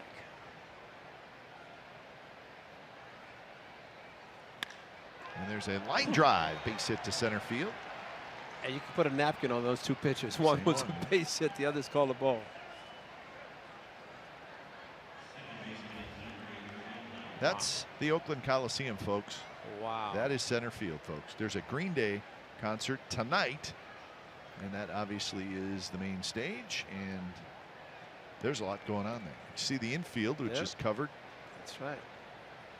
Clay Wood's got some work to do, because underneath that white part where the stage is right in front, where those people will be sitting in chairs, it's probably got plywood underneath it. It's going to have all kinds of dead grass underneath. But Clay is the best, and by Tuesday when the A's resume play, well, he's just getting primed for the 19th of August, which is, I think, the first. So the last homestand, asking Clay, hey, Clay, you going to the Green Day concert? Yeah, would not have been such a great idea. Now, they started tearing the fences down on the final game of the Giants series. Looked out in the outfield, you could see the fences coming down. And what are they doing? It was about 3 seconds after the final out was made. The center field fence was down. Gone. It looks beautiful, doesn't it? I mean, it looks great. It's super. Yeah. Well, we wish Clay and his son Tyler. I don't know what has happened with Intermediate World Series. I think that finishes this weekend. So it is a swing. Lowry falls behind 1-2. Lowry has walked and hit a fly ball to right field.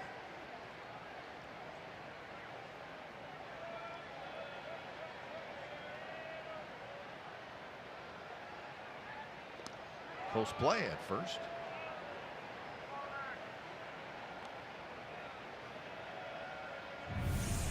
Bob Buena should have looked back to Ron Culpa. A long look, as a matter of fact.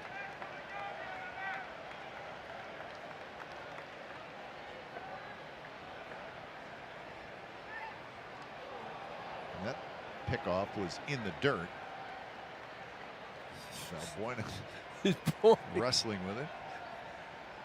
I don't know if he's trying to deke him by pointing like the ball had gotten by him. But Valbuena had to reach back across the ball in the dirt.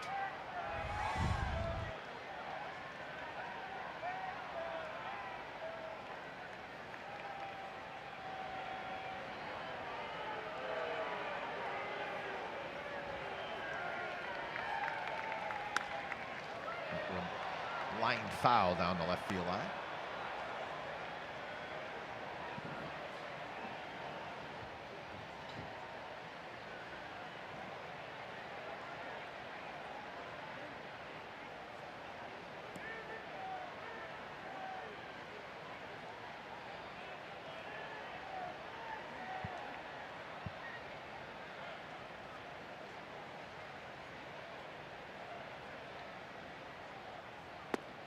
Lowry chased a pitch down and in.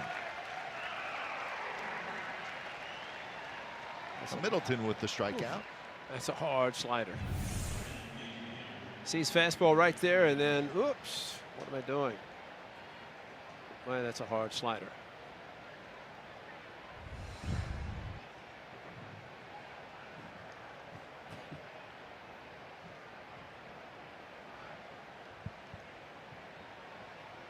Well, maybe Mike Scioscia knew something because he only had Middleton pitch 1 inning last night.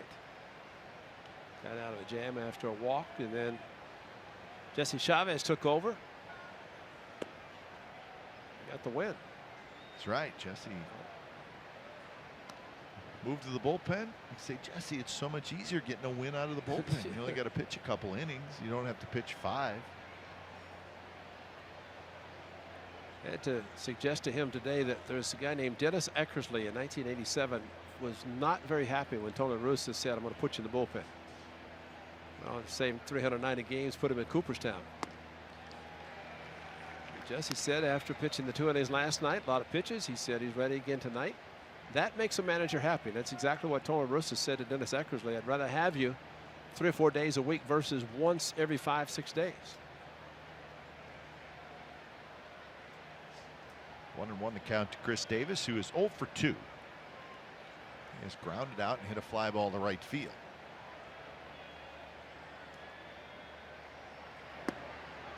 Missed inside, 2-1, 98 miles an hour from Middleton. Middleton threw 15 pitches last night.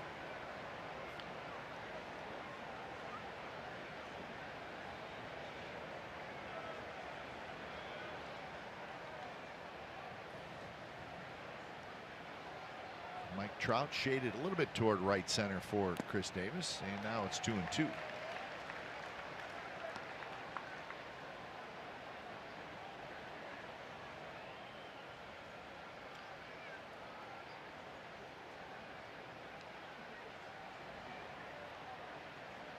Pretty solid pace of game tonight, don't you think, Ray? You saw me look at my watch, didn't you? Right after I looked at mine. Yeah. So the 2-2 pitch is a 98-mile-an-hour fastball, and Chris Davis swings and misses. And Marcus Semien just dropped the head of the bat on a fastball low and away since then. Lowry struck out on a slider and then a good old country fastball.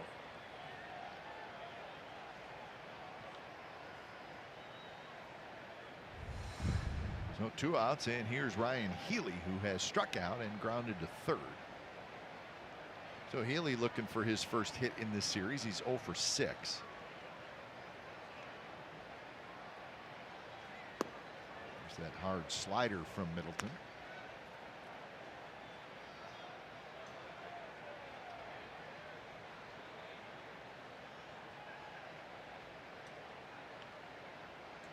Middleton taking over in the 5th inning, just like he did last night.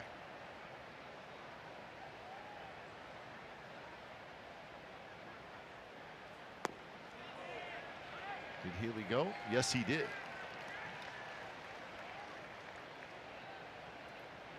Let's see.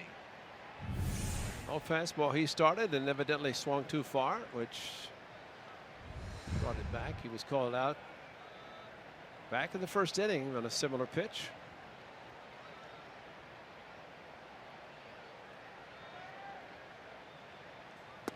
Swing and a miss, and now it's 1-2. Middleton throwing hard with movement.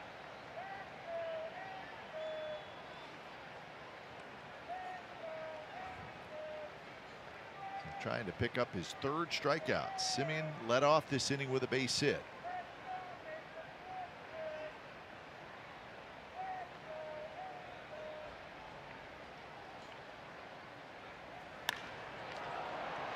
Hit pretty well to right field, but Calhoun has a beat on it, and he's got it. So the A's can do nothing with the leadoff single.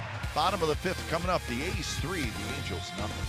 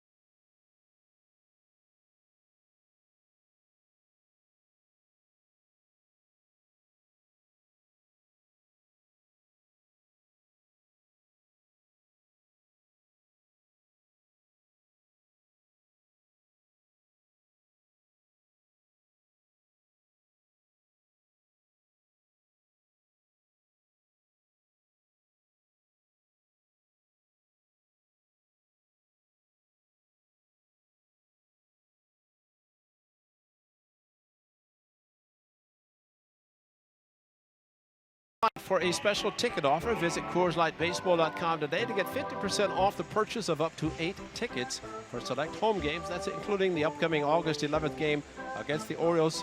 That's next Friday. Coors Light and the A's. Together, our mountain is creating a more sustainable world.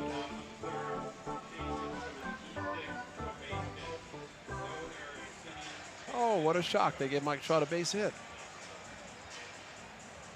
So it takes away the air from Marcus Semien. Mike Trout gets a base hit. So that means the Angels have 3 hits.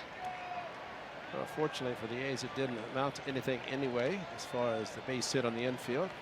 With Pujols making the out.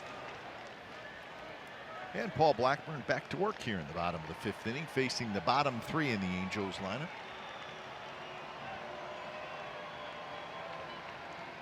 Going to be Revere, Maldonado, and Cowart.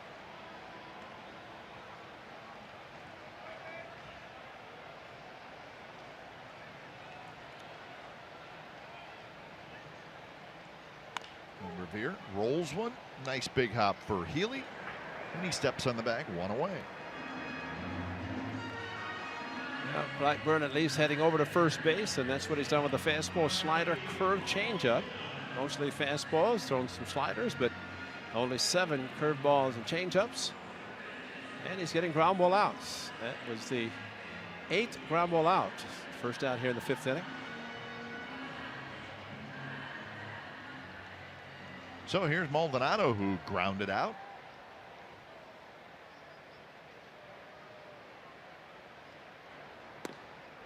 A little bit outside with a fastball at 90 miles an hour.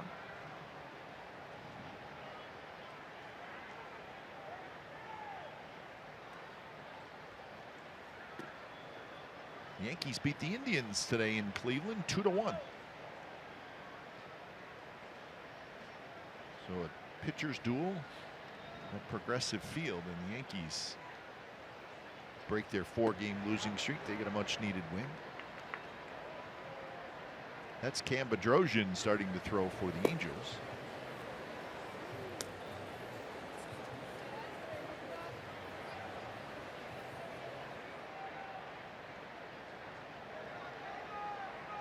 The Red Sox beat the White Sox 4-1.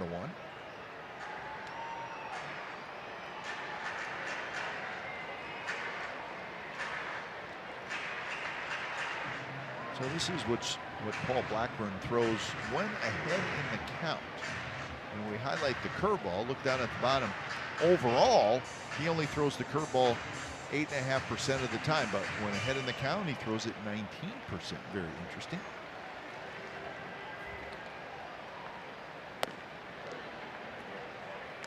So maybe his put away pitch. You get a lot of ground balls and a curveball too. Well, it seems like he's able to throw it pretty consistently for a strike, regardless of the count. There it is. And that's a good one, and that's his first strikeout. And he threw it hard enough that even the curveball, if he throws it slowly, which he did for the 2nd strike, and Maldonado ended up swinging a little bit harder curveball with the put away pitch. So it looked like when the Blackburn called Garneau out, he said, I want to throw a high fastball and I want to change his eyesight, throw a curveball down. He did, and he got it. There's the hard curve, but the previous pitch was head high, and that could have very simply been Paul Blackburn telling his catcher what he wanted to do. So with 2 outs, here's Caleb Cowart. Cowart hit a fly ball to center field in the 3rd.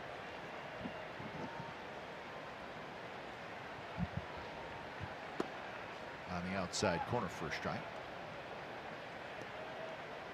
And with the Red Sox and the Yankees both winning today, the Red Sox hold on to their 3-game lead in the AL East. Those 2 teams continue to battle. The Red Sox have won 5 in a row.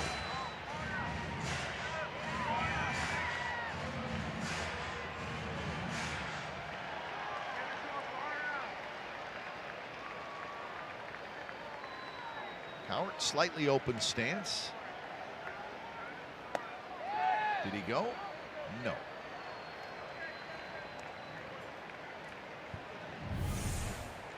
Elevated fastball. That could have gone either way. Happened to go the hitter's way.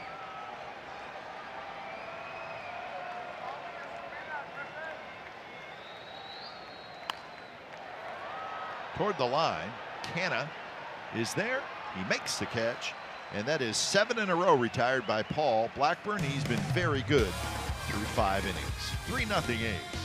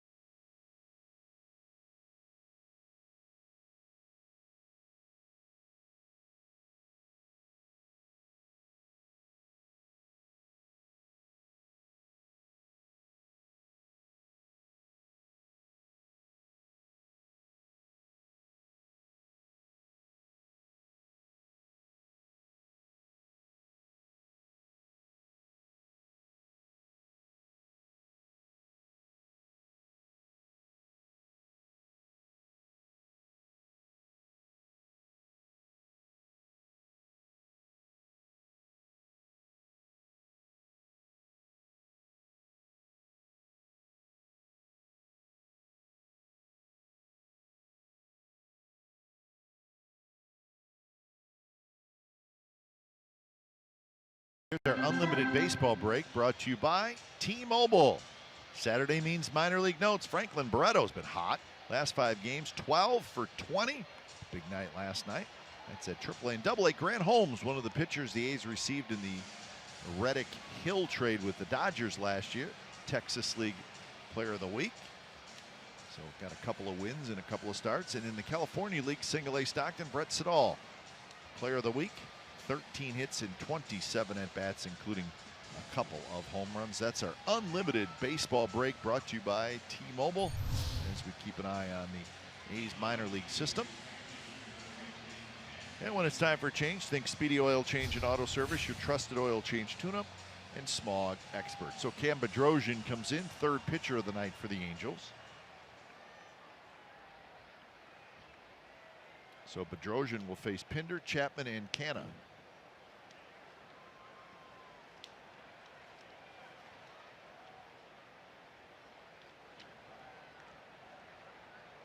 Keenan Middleton goes an inning, gives up a hit, couple of strikeouts.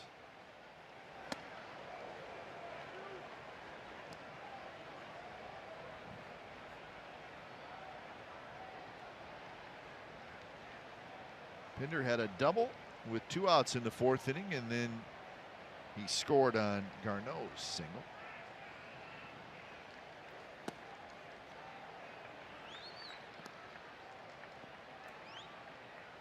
Cam Bedrosian expected to be a big part of this Angels bullpen. He's been hurt a lot this year. Missed 53 games with a groin strain.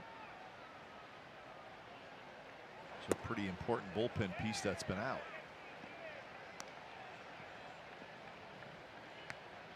1-2 the count.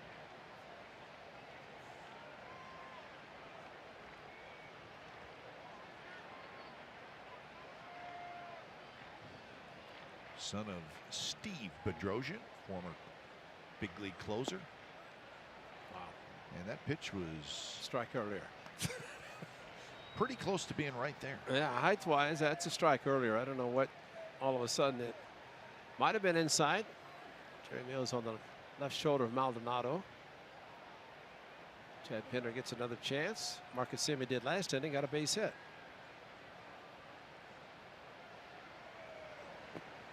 And Pinder swings at that sharp slider.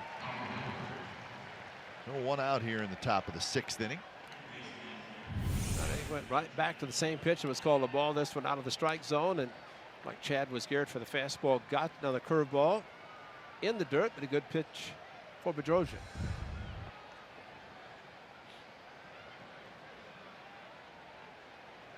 So here's Chapman.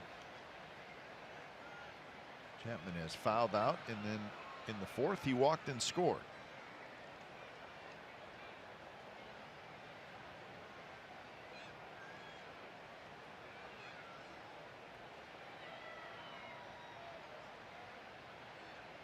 First pitch to Chapman. There's that slider again, and he missed it.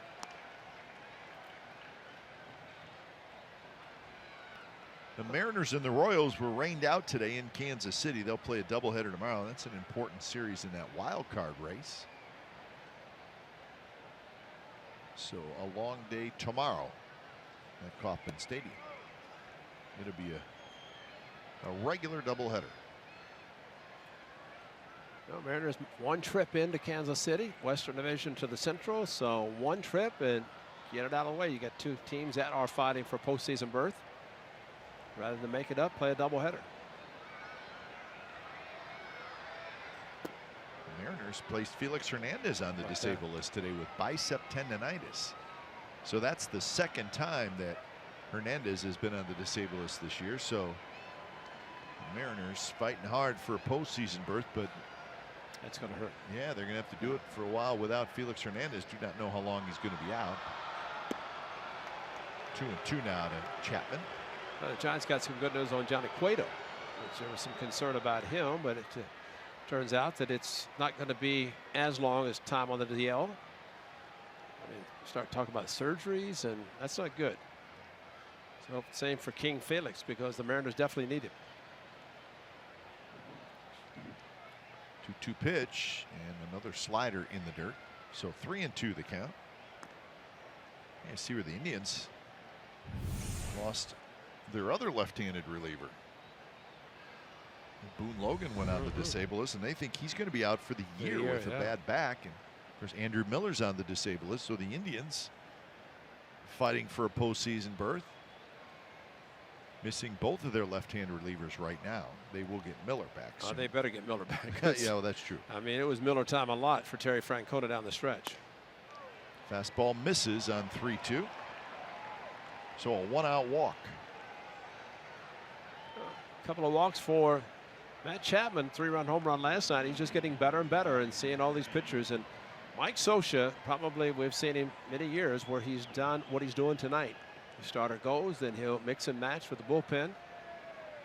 Middleton last inning, Bedrosian this inning. See who goes out for the 7th. So Mark Canha will hit. Canha ground out in a single.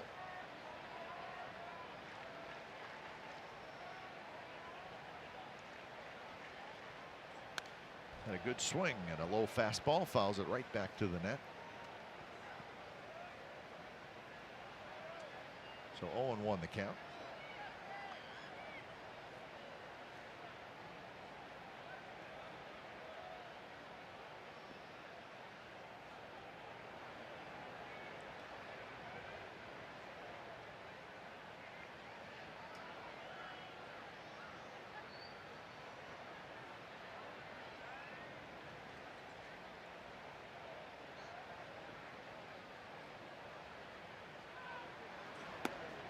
Maldonado was going to make that quick throw, which we've seen him do. Valbuena saying, I got to be ready, man. That's right. This guy's going to come up throwing. Because Maldonado, he just picks a look at Valbuena. Valbuena just puts his hand and says, don't do it, because he may throw it down the right field line.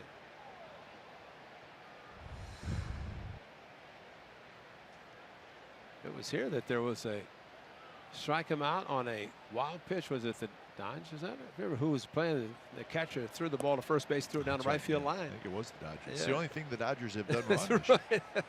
They strike him out on an E2. It's the only mistake they've made all year. They lost the game. Well, it was on the road, so they very rarely lose at home. Yeah, they won today 7-4 against the Mets. Dodgers are 78-32. Wow. I think they're just a shade over the pace of the Mariners now. So they have a chance to set the all-time record for wins in a single season. That one's hit hard. Diving play, Cowart. And he cannot pick it up, and everybody's going to be safe. Cowart made a terrific play. He just could not quite get a grip on it to maybe flip it to second base. Well, if Simmons got it, it might have turned into a double play. The ball hit the mound, popped up, but then he just did get caught in the webbing of his glove because it just it just missed. Did not stay in his glove after it hit the webbing. Great play. Probably could have been a first and third, but instead, nice play. And Marquand, a couple of hits tonight. One infield where the pitcher late covering, going after the ball. So Garneau gets another chance. Garneau with the big 2-out, 2-run single in the 4th inning. Extended the A's lead from 1-0 to 3-0. All right. Time enough for the Jeep drive of the game. It is a simple 2-run single on a hanging curveball from Tyler Skaggs. And that's with 2 outs because the first 2 were out, and then 3 hits, a walk, and Justin Garneau. A big hit for the Athletics in his first game. Strikeout and a 2-run single. Trying to keep this inning going with another hit.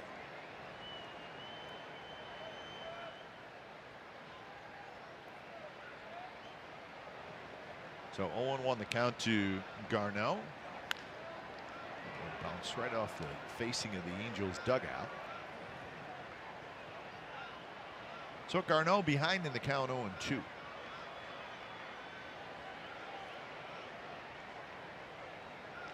Blue Jays beat the Astros 4-3. Game in 10 innings in Houston. Francisco Liriano took the loss in relief for the Astros. Of course, he was traded from the Blue Jays to Houston. And will pitch out of their bullpen for the final 2 months.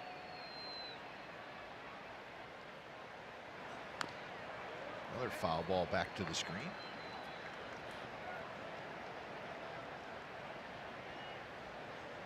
Brewers beat the Rays 3-0. So that's the 2nd day in a row that Milwaukee has shut out Tampa Bay.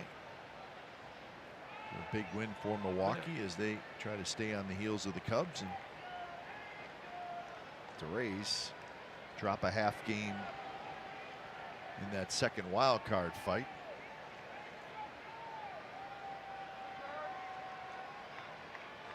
Cubs also won, so Brewers remain a half game back of the Cubs in the National League Central.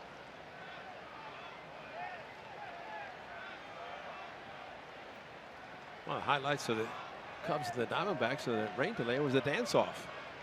Yeah, look at Escobar. Well, it's unbelievable. Trout took off his cap and he's looking through the eye holes of the cap. Oh, man. Take a recliner out the next time. Garneau swings and misses, and a pitch that was blocked by the catcher Maldonado. Maldonado's the only one active. You know, everybody else falling asleep. He better be active. Good curveball in the dirt again. Nice block. Garneau just could not hang on, hold up. So what you're saying, it's not quite like in Little League, you know, where the kids, they don't have a real long concentration attention span. So when the game starts going a little long, they just put the glove down and just start playing in the dirt. Playing in the dirt. I'm good right now. Throwing rocks. Trout. Outfielders are looking the other way. Hey, it's Little League. Hey.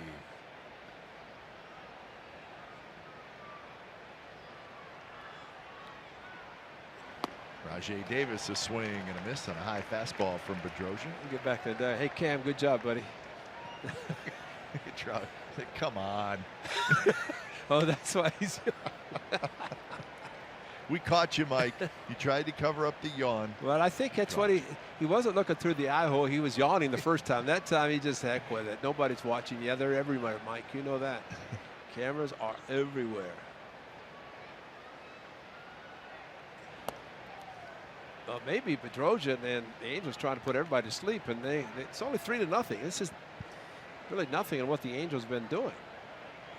Fortunately, the A's saw it firsthand last night. Had a 4-run lead, 6-2 late. Ended up losing it.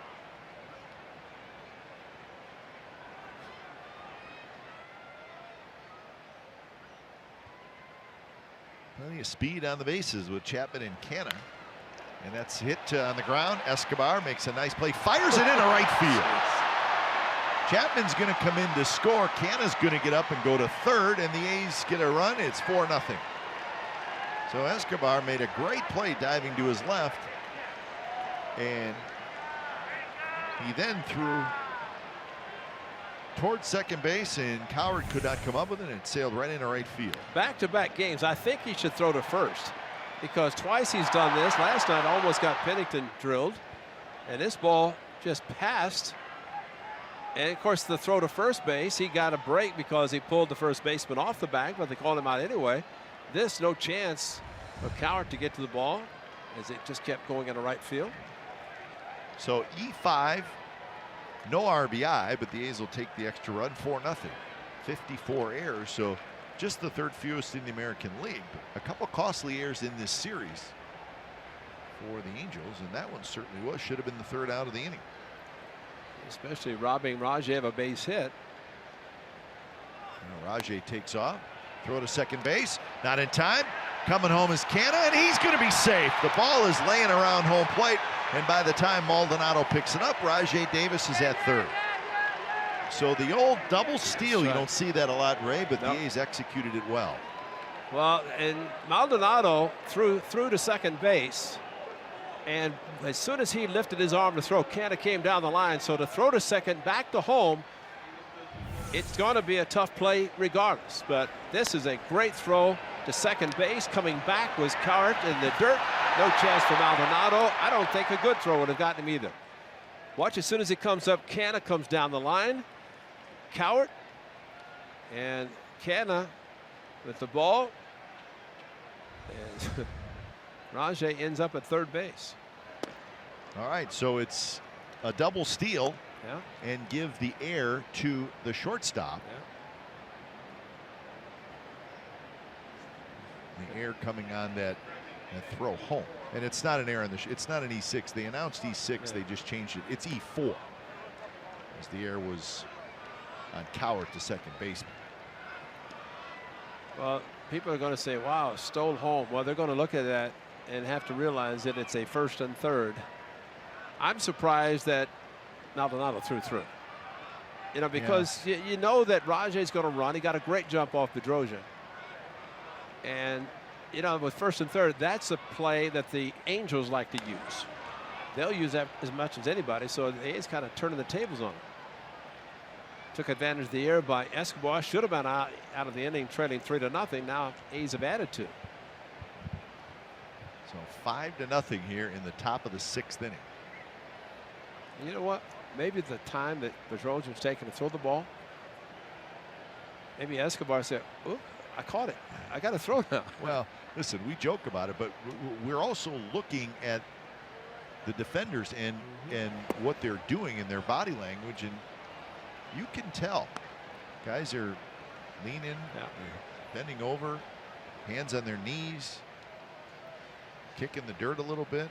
I mean, taking their hat off. You can tell that they're getting a little frustrated because the pitchers have been very, very slow.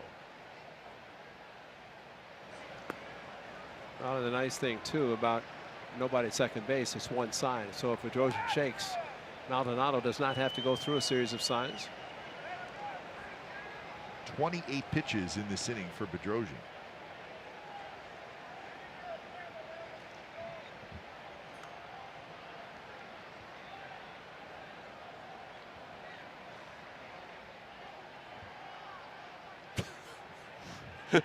Who's he pointing to? Does he want him to throw it up into the right field seats?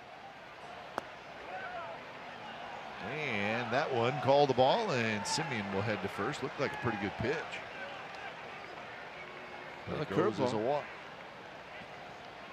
And Mike Scioscia's seen enough, and he's going to the bullpen. 29 pitches for Bedrosian, and he doesn't get much help from his defense. And the A's have taken advantage. They've scored twice here in the 6th inning. So we got a pitching change. 5-0 the A's lead.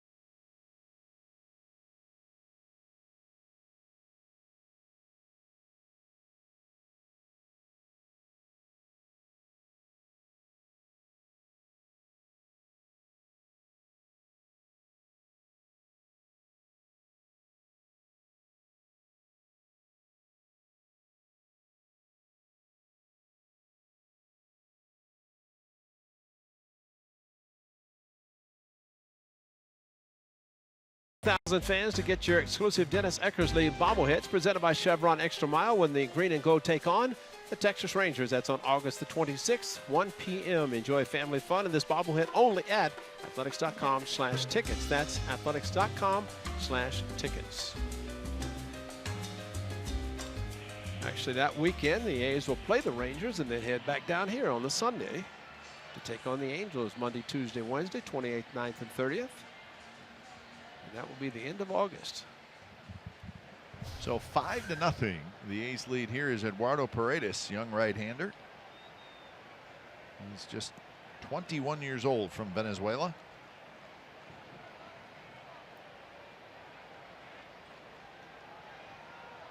So this year, his first time in the big leagues. And the first pitch to Lowry is low.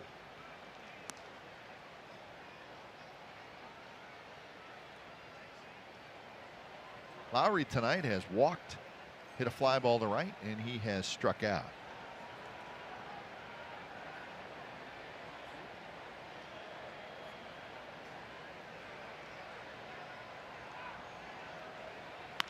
There's a shot off the glove of Paredes right to Simmons, who picks it up, steps on the bag, side, retired.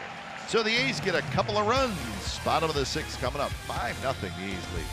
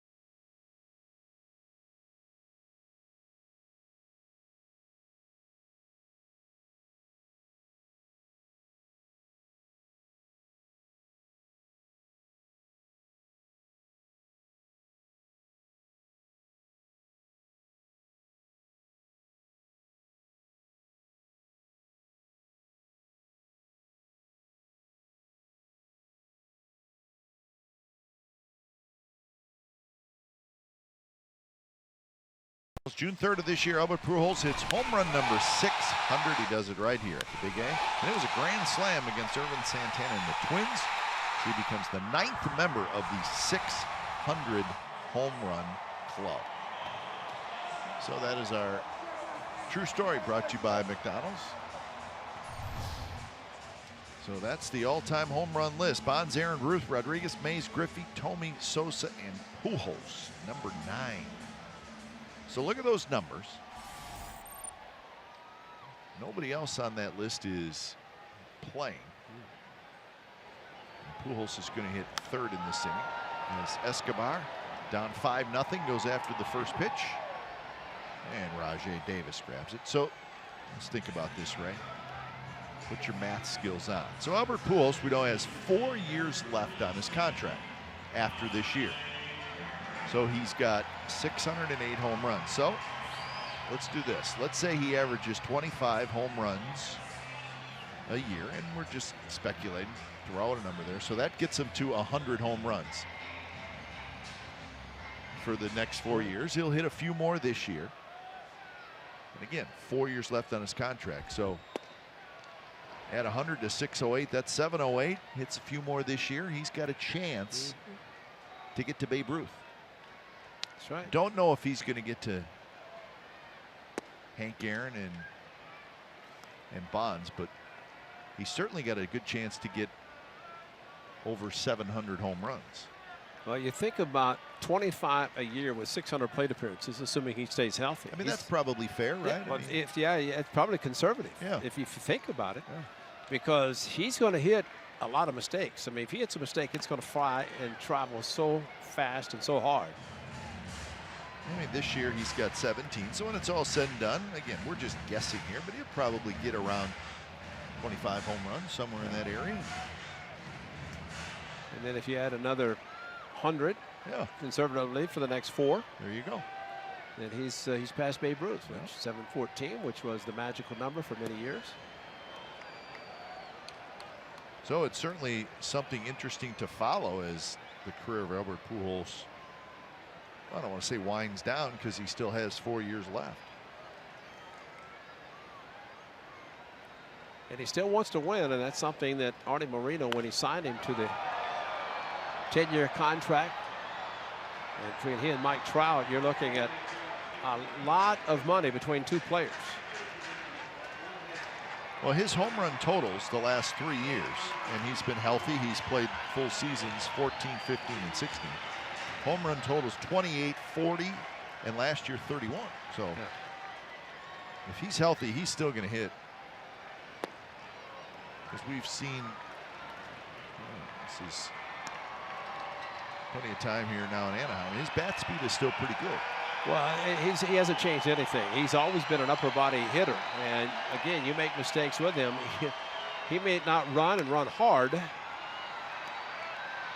this guy, but Albert doesn't have to. He can try. Well, you make a good point. So he's an upper body hitter, which means even though he's a big, strong guy, he's got big legs. Maybe he doesn't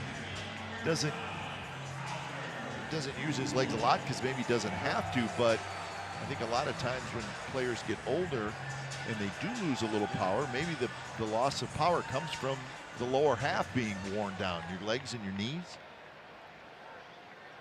He's such a big, strong guy. But you watch how little, if any, he strides.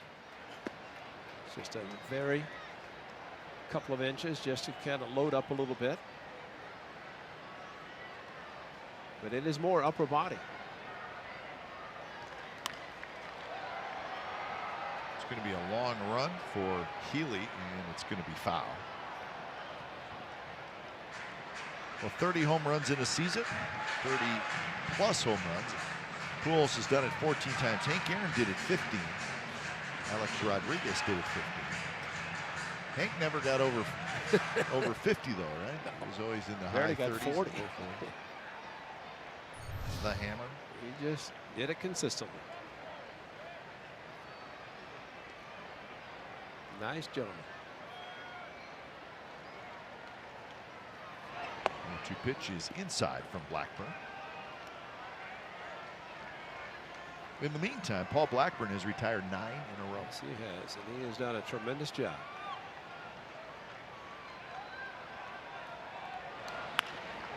Marlins hit hard, and that's going to get through into center field. So Pujols has his first hit in this series. See, there's a hanging curveball. Crushed to center field. See, look at the left foot. See how he just takes that very short stride and rotates on the ball of his foot. And that's all upper body. Because once he gets the foot down and turns on it, it's all upper body when he hits like that. Unless Ryan Healy just wants to talk to him, he should play behind him, which I think he's going to.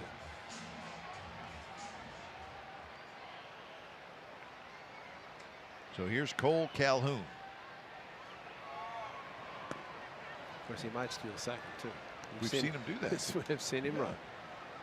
Don't pay attention to him, and he gets a good jump. And that in itself usually excites his ball club. And they do a lot and have done a lot of great things when he has snuck his way into second base and puts himself in score position.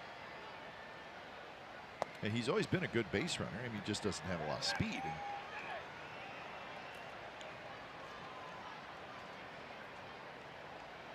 And Pujols had foot surgery in December this past off season on his right foot. Remember last year, he had surgery as well. But they didn't know if he'd be ready for spring training, and he was pretty much ready to go.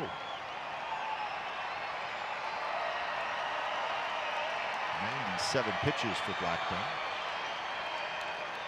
Well, he's in all uncharted territory, and of course they had a couple of times that he's pitched and he has come out of the game just because of the pitch count. See if he extends a little bit more. 104 is his high pitch count. He's gone over 100 twice in his first 6 starts. Last time against the Giants, 96 in 6 1/3 innings.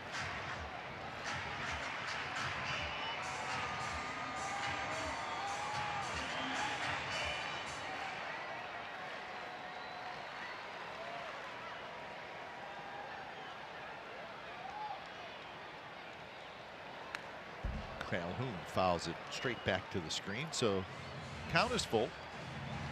One thing Blackburn has done tonight we have not seen previously, and that's throw a lot of pitches per hitter.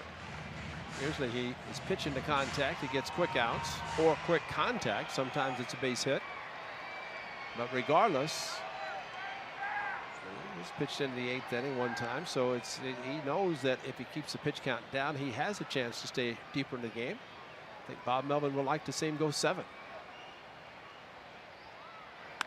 And that one is sliced toward left. Canna over, and Canna makes a nice running catch. Side retired. So Blackburn through 6. Shutting down the Angels. We're headed to the 7th.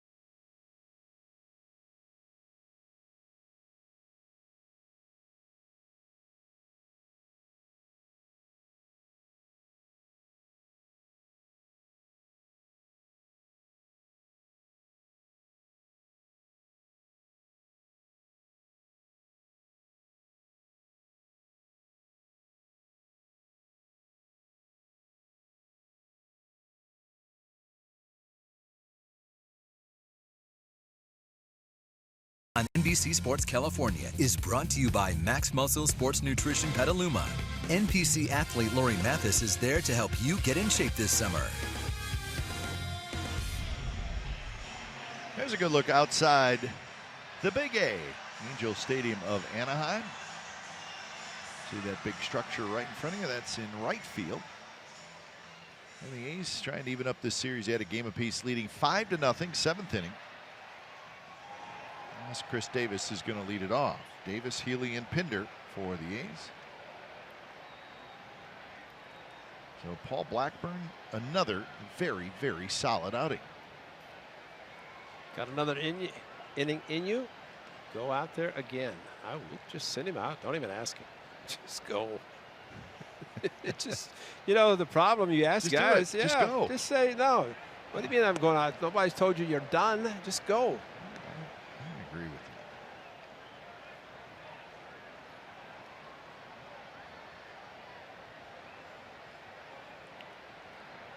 you. 1-0 to Chris Davis, who's 0 for 3. That one's hit hard in the hole. Simmons has it. Throws across. Valbuena has it, and that's out number 1. So far, right at 100 pitches for Paul Blackburn.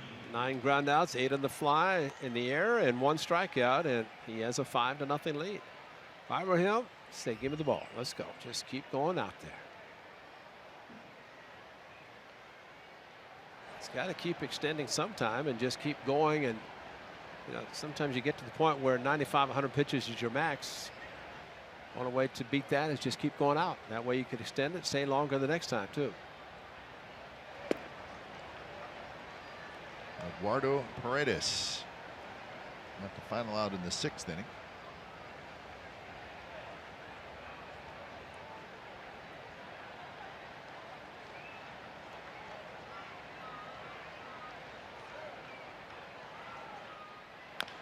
One tapped foul. Looks like Healy may be pulling off just a little bit. Anybody with an upright stance, which Ryan Healy has, it's sometimes difficult to go down and get a pitch. And he does kind of stand up tall with the bat on his shoulders, and then he kind of attacks. You'd think more of a high ball hitter, the way he stands up and then puts it all together. And if the pitch is up and away, he will go to the opposite field. Something he's been working hard with Darren Bush in the outfield and infield, kind of playing straight up, more to right field in the outfield. But on the infield, straight up.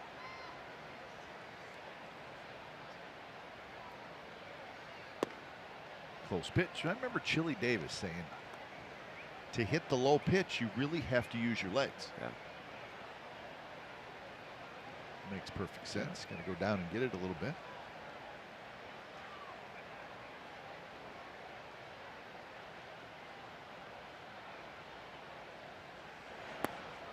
Good take there, and now full count. Pinder will be next.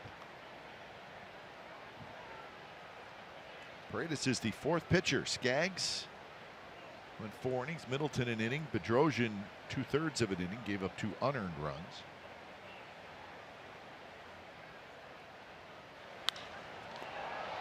Very high left field. Revere backs up, and he's got it. So Healy did not miss that one by much, but he's got nothing to show for it. He's 0 for 4. Got the fastball they finally looking for, and it was up a little bit, but just could not attack it and drive it.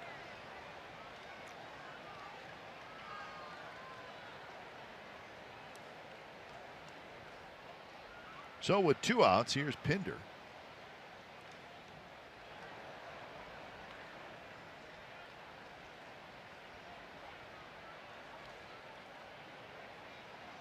Pinder has doubled and scored. He's also grounded out and struck out. Hit hard, but right to Valbuena. So Paredes has a 3-up, 3-down inning, and we have reached the 7th inning stretch. Paul Blackburn's going back to work. He's leading 5-0.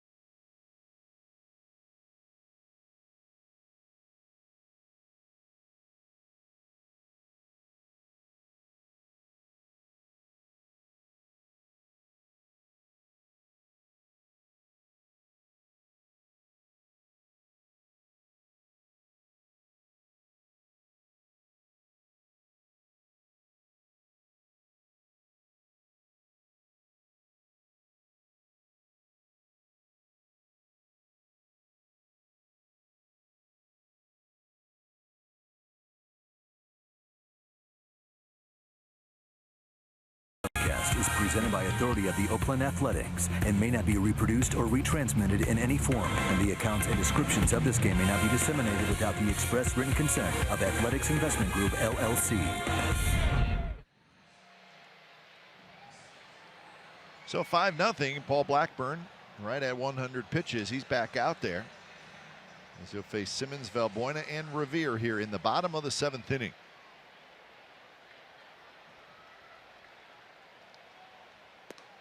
First pitch is outside. Simmons is 0 for 2, reached on a fielder's choice in the 2nd inning.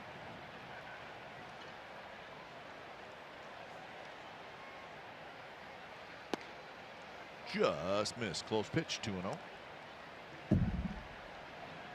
There's 4 hits for the Angels so far, 8 for the A's. Blackburn has no walks and 1 strikeout. That one looks like it's going to reach the seats, and it will.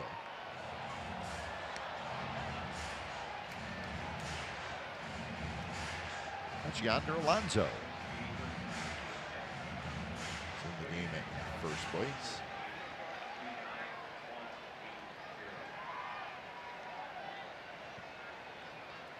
So Healy is out of the game. Canna drops back a little bit, now waits, and Mark Canna's got it. We were in San Francisco on Thursday, which was August the 3rd. That was the 30th anniversary of, I know you have a great memory, Joe Niekro, and it happened right here, where he was caught with a nail file in his back pocket and the sandpaper. He was caught all right. 30 years ago, and it happened right here. Bubba Harkins, who's in the visiting clubhouse manager as Ryan Doe gets loose, was handling the umpire's room that night. And I could still see the late Steve Palermo, umpire, kind of looking, and all of a sudden comes out of the back pocket of Niekro. He tried to toss it to the side. And it was right here 30 years ago. He was in trouble. Yes, he was. Got a 10-game suspension. Bubba said the next day somebody had sent him a power sander, and he took a dozen baseballs. He says, "You want to sandpaper baseballs? I'll do it." He just ripped them up with the power sander. Well, he's not the only one who scuffed a baseball in his day. Well, when we see Dan Gladden again, he was on the team that it was the Twins. It was the Twins, because Joe was pitching for the Twins when it happened.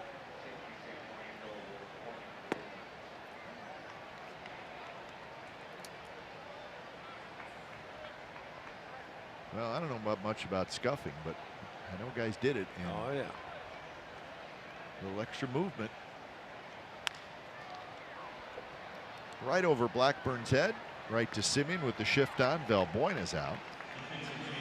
Gene Mauch was the manager, and of course they kept looking at the baseballs, and he said not only was he scuffing them, he was mutilating them. But he had a nail file and sandpaper. They said, "Well, why would you have that?" And he said, "The nail file, because I'm a knuckleball pitcher, I want to make sure my nails are always nice." But he said, "What about the sandpaper?" He says, "Well, sometimes the nail file gets wet." They have to use the sandpaper. He had his excuses. Yeah, he had him down, but I still got him a 10-game suspension. Steve Palermo had all the umpires around him. He saw all this comes out of his back pocket. He kind of looked at it, picked it up, and you're gone. Meanwhile, Blackburn is doing exactly what Bob Melvin had hoped. Trying to get through 7, turn it over to the bullpen. And 2 outs in the 7th. And 111 pitches for Blackburn. Blackburn made 14 starts in the minor leagues, all in AAA this year. And he went over 100 pitches 1 time. In fact, that 1 time he got right to 100 pitches. So normally they're not allowed to go more than that. That's right. That's going to be a base hit into right field by Ben Revere.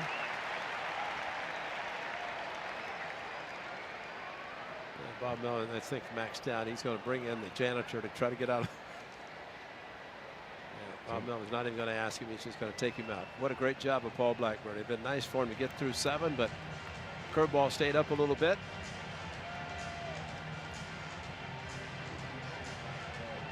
So Blackburn leaves 6 2/3 innings of shutout baseball tonight here against the Angels. When it's time for change, think Speedy Oil Change and Auto Service, your trusted oil change tune-up and smog experts.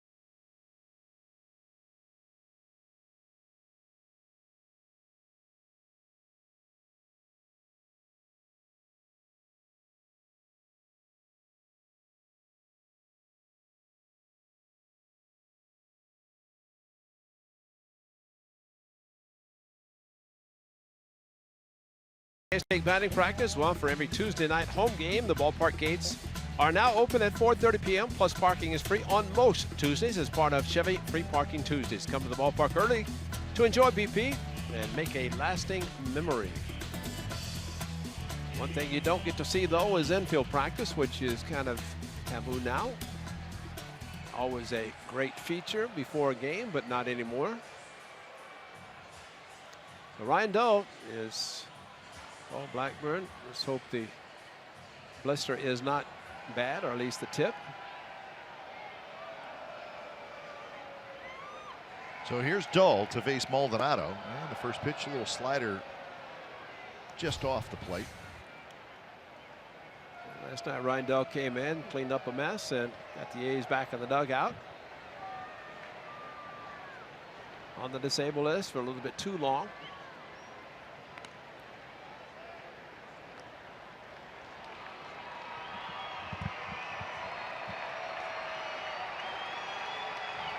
Maldonado has grounded out and struck out so far tonight.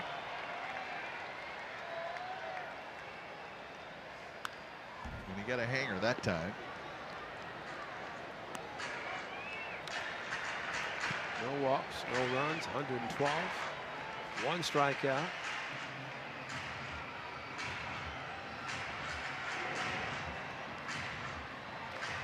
It's amazing what happens when you throw strikes. That's right. And yeah. Game gets a lot more simple.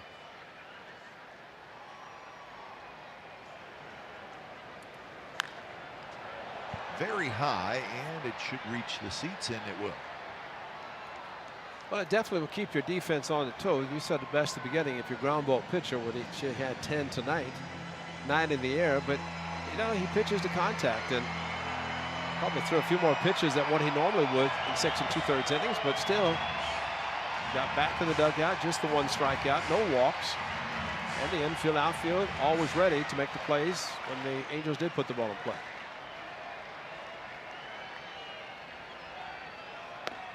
Strike 3 called with a fastball on the inside corner. Good pitch by Dull. And that will do it for the Angels in the bottom of the 7th. We're headed to the 8th. 5-0 A's lead.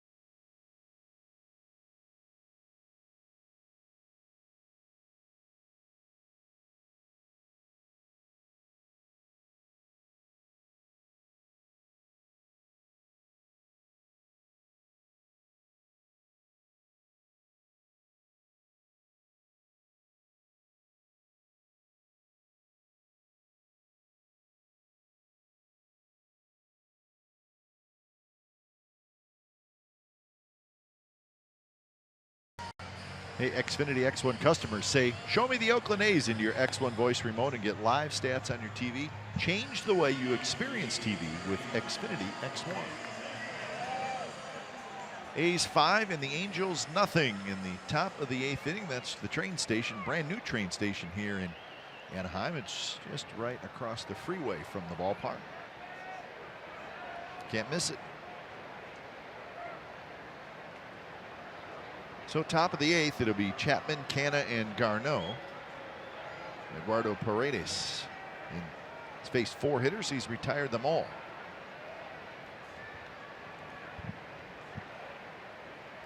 So he's doing his best to at least keep the deficit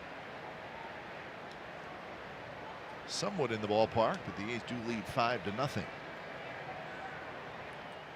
Paredes got a little Craig Kimbrell going. I was thinking about that too. Or I guess if he gives up a home run, it's going to be Edwin Encarnacion. That's true. But Kimbrell, exactly.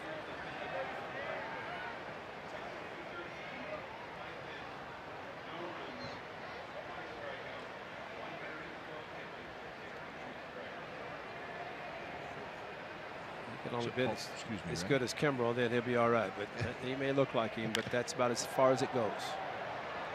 Calhoun toward the right field corner, and he makes the catch.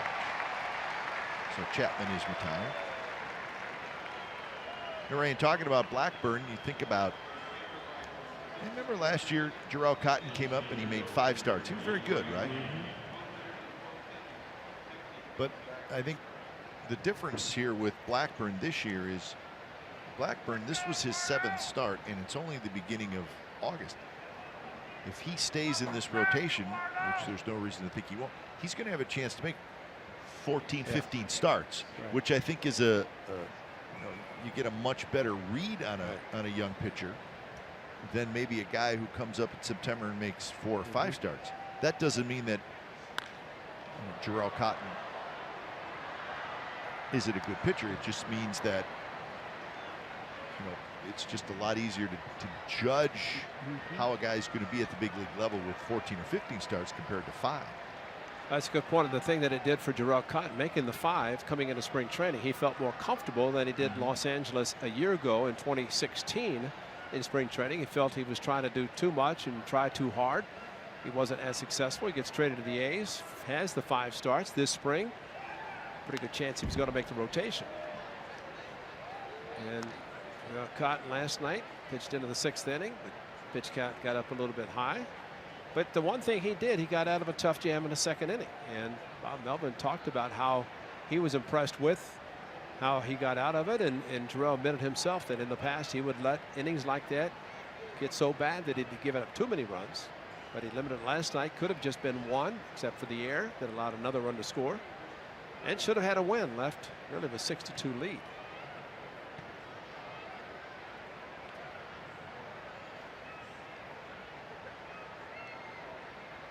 I 0-2 the count to Mark Canna, who's got a couple of hits, a couple of infield hits. And on top of that, he stole home. Mark Canna's steal a home was the first by an A's player since the 22nd of June 2008. It was Carlos Gonzalez. 2008. Cargo. Yeah. Was he Cargo then? Yeah. He had just become Cargo in center field and just just was not that good with Oakland. 2-2 the count.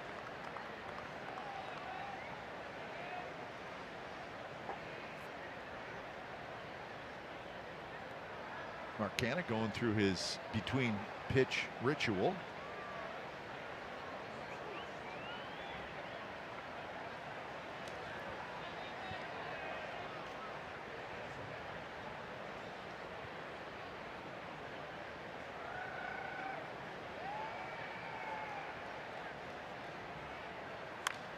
Reaches for that one and shoots it foul into the upper deck.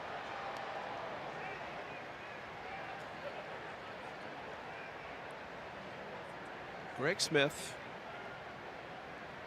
came with, actually Greg Smith, Houston Street, and cargo to Colorado.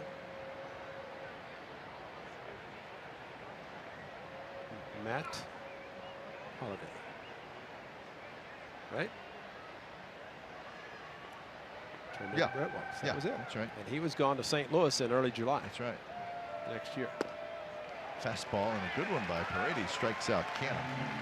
You know, I remember about Holliday.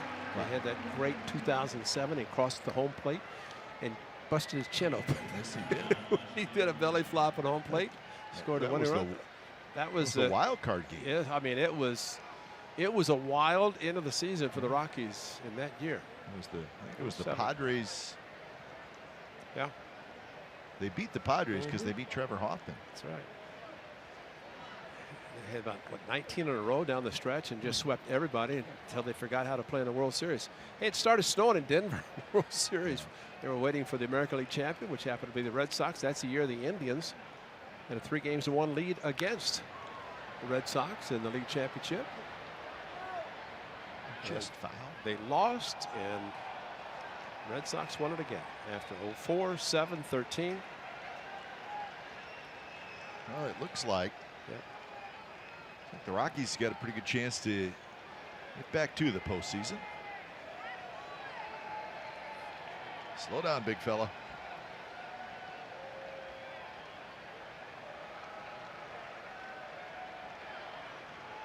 All right. Look at the guy behind him with the Angels shirt and the cap. Says, "What are you doing, young man? Are you okay?" "Yeah, okay." "Come down, check him out." A lot going on down there in that section. down the first base line.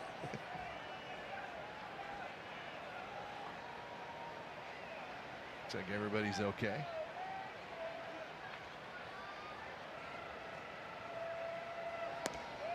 One and one the count to Dustin Garneau.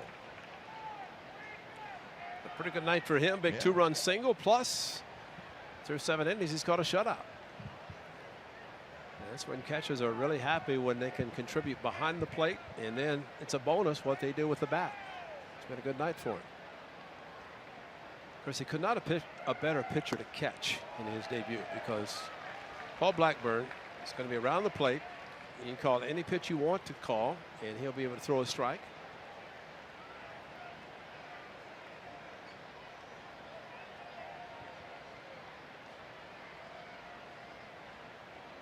So 1-2 to Garneau.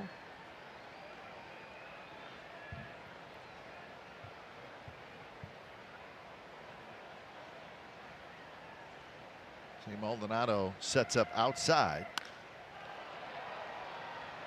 Calhoun over a couple of steps. He's got it. So very nice job by Eduardo Paredes as he retires all 7 hitters that he's faced. Bottom of the 8th coming up. 5-0 A's.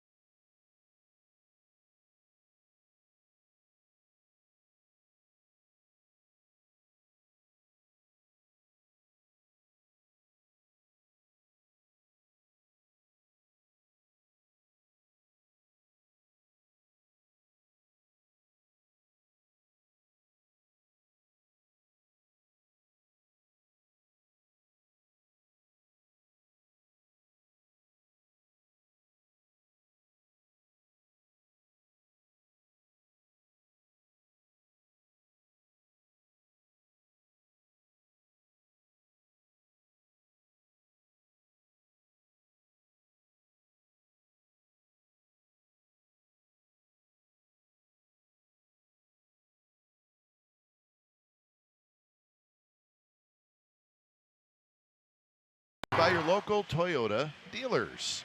5-8-0 for the Athletics, 0-5-2 for the Angels. The story tonight, Paul Blackburn, 6 2/3 shutout innings. He was terrific. Rajai Davis has 3 stolen bases, a couple of hits. And the A's have played a pretty tight ball game tonight. Angels have made a couple of errors, and that has helped the Athletics. So bottom of the 8th coming up. One of our great A's fans in attendance tonight. No surprise there, making the trip down from the Bay Area. So a weekend in Anaheim. Why not? So when it's time for change, think Speedy Oil Change and Auto Service, your trusted oil change, tune-up, and smog experts. And here is Santiago Casilla. So Casilla gets the 8th inning. So Ryan Dull faced just the one hitter. He did his job. I think Bob Melvin's nice description, and this is a compliment. Nothing against the custodians, but Ryan Dull, as Bob Melvin has said, he's like a custodian, like a janitor. Comes in and cleans it all up, and did it last night, and that's a nice moniker to have. I mean, you know, you like to be known for something, and if you're allowed to come in and clean up messes, and that's your job out of the bullpen, take it. That's great. So Casilla faces Cowart, Escobar, and Trout.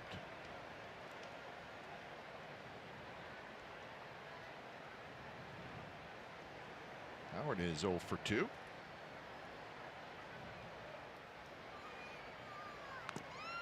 And a quick 0-2, 89 miles an hour from Casilla. All games are final in the American League. All games final in the National League, except the Giants and the Diamondbacks, who are playing in San Francisco. So 1-2 the count to Caleb Cowart.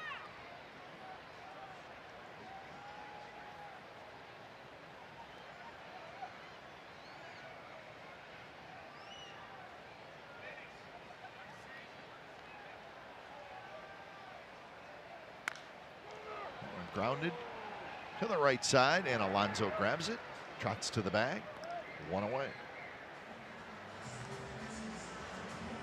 Nice crowd tonight, 39,180, 39180. The Angels, they will always have good attendance here. We've gone over the 3 million mark 14 consecutive years. How about that? Since Artie Moreno took over and said, lower the prices. Yeah, not everybody. That's why you always see the red. But it's worked for him. Just does not have the championship. Late Gene Autry, that number 26 we showed last night. 26 man. Mr. Autry did a lot to try to get a championship. It just never did work out. Disney Company bought the club, put the rock pile in center field, won a championship. The rest is history.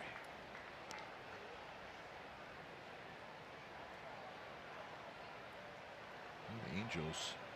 Gene Autry, number 26. That's a 26 man. A singing cowboy. Used to watch him in the Westerns when I was growing up. Simeon has it, and that's 2 away. So Escobar is 0 for 4. Well, the Angels this year have a payroll of $143 million. That's 14th out of 30 teams. So they're right about in the middle as far as payroll goes. And they are paying Josh Hamilton $24 million this year. And then that nightmare is over for the Angels, and it really has been a nightmare. Yeah. Just 2 years lasted. Is it? Yeah, I think so.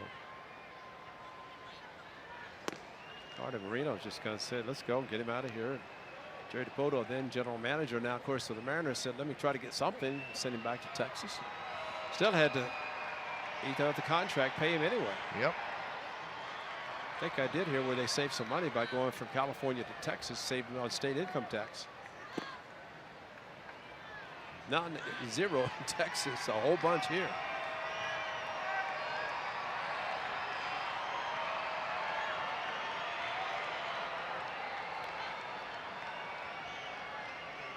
Yeah, if you're the Rangers, like, hey, we'll try it, see if he's any good. If he's not, what difference does it make? It's really the same thing the Giants are doing with Pablo Sandoval. If he's got anything left, fine. If not, he's getting $20 million from the Red Sox next year and the year after, no matter who he's playing for. That's amazing, isn't it? Yes, it is. Playing for one team and getting paid that kind of money by another team. I want to say Mike Hampton is being paid about 4 or 5 That's right. He got bounced around a little bit. Just from Rockies to got to the point where the two teams that were playing each other both were paying him. He's playing for one, and both were paying him. Did it ever come out as the reason why he left the Mariners? The All-Star break. He left. I remember that happening. Yeah, reading about that. He left, and I didn't hear why or what happened. Maybe we'll find out when Seattle comes to Coliseum. Next homestand next week, as a matter of fact, Tuesday, Wednesday.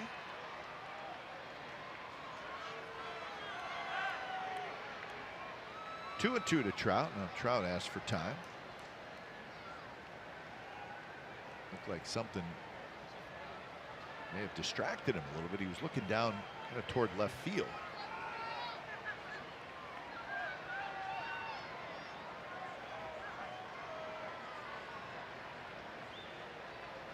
2-2 pitch, and it's jammed. That was a good pitch by Casilla, running down and in, and that's not good. No, it's not.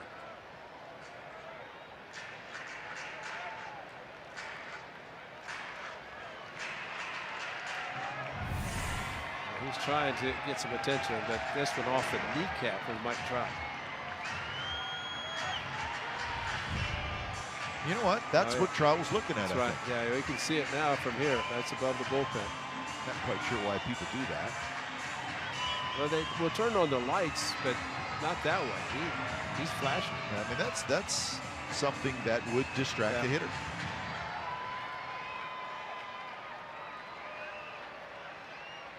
Distracting me. Yeah, now I'm staring at it. I'm mesmerized.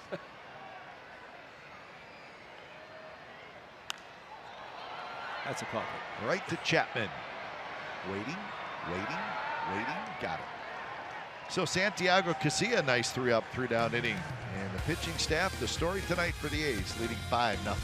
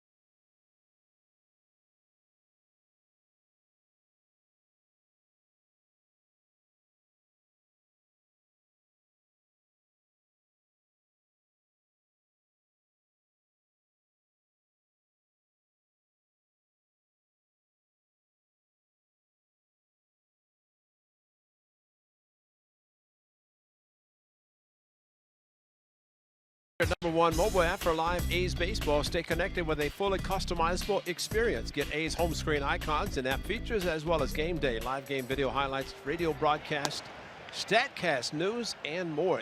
Download MLB.com@bat today.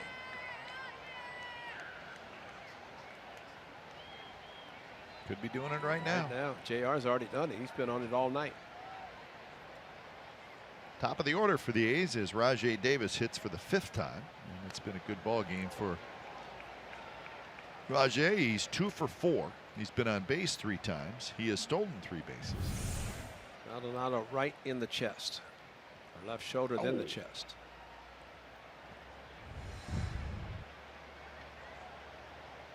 Probably missed that pad by a half an inch. I'd like to know what he's doing with all the sunflower seeds that his.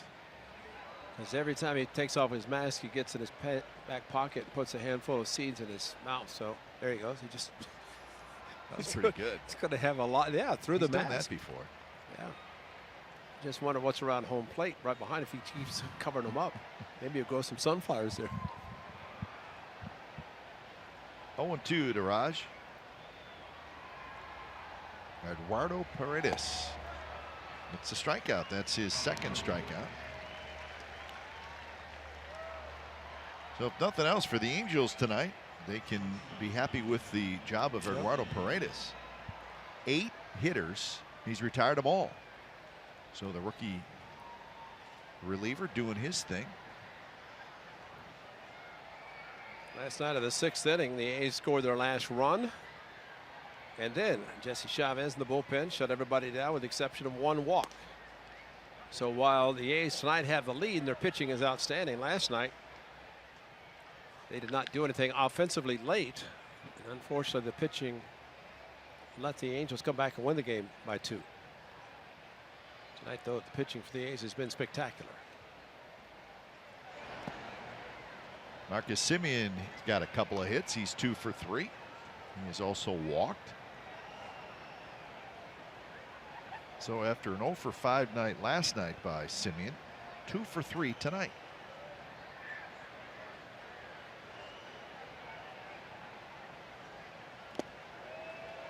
.93 miles an hour with sinking action.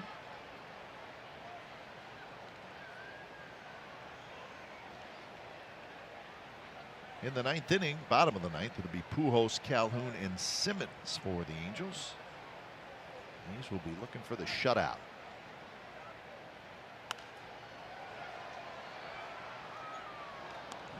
Angels had a chance tonight to pick up a half game on that second wild card team, which is the Royals. The Royals were rained out today.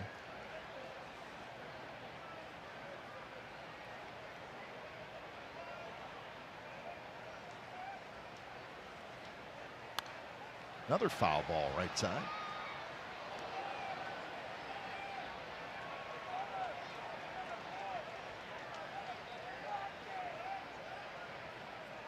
.151 straight games since the last complete game by an Athletic. Kendall Graveman at Chicago, August 19th of last year.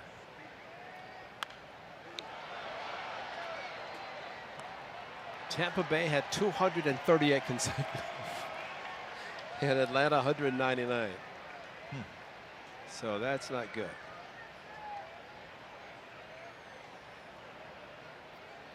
These 26 clubs have at least 1 complete game. 1 of 4 the A's do not.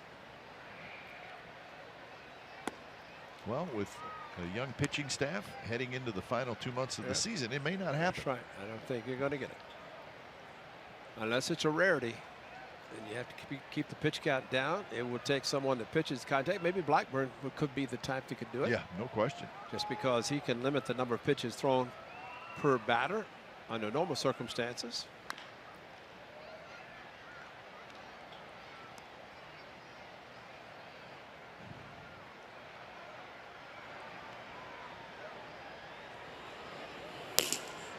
Trinan and Castro. And Garvin Alston. Yeah, Garvin right in the middle. Right in the middle. The bullpen coach.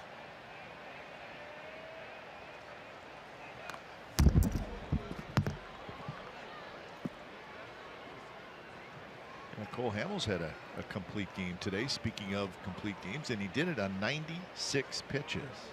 Well, Graveman's was 98 last year. Too bad. I mean, it's like a magical 100. You're going to be gone. And tonight, maybe that will help Blackburn in his future starts by throwing 112 tonight.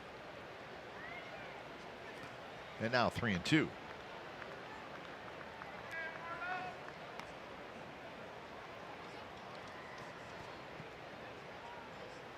"37 pitches out of the bullpen for Paredes.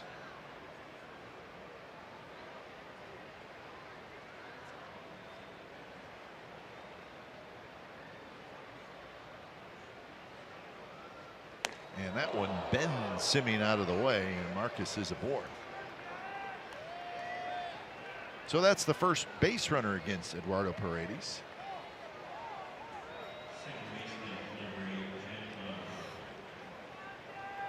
The A's have now received 5 walks tonight. They received 6 walks last night.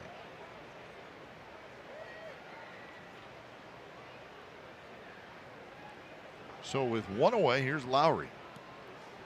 Lowry is 0 for 3 in the ball game.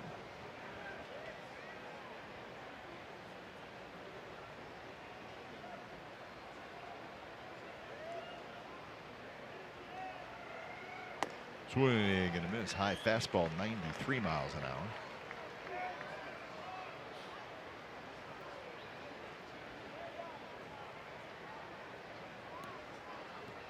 Lowry walked in the first, hit a fly ball to right field in the third, struck out in the fifth, and hit a hard ground ball to short in the sixth.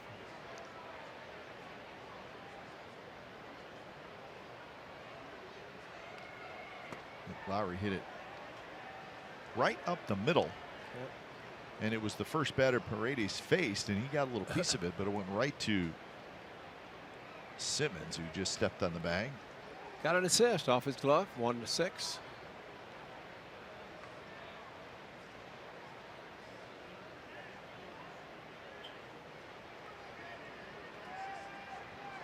One pitch, good swing by Lowry, right on it.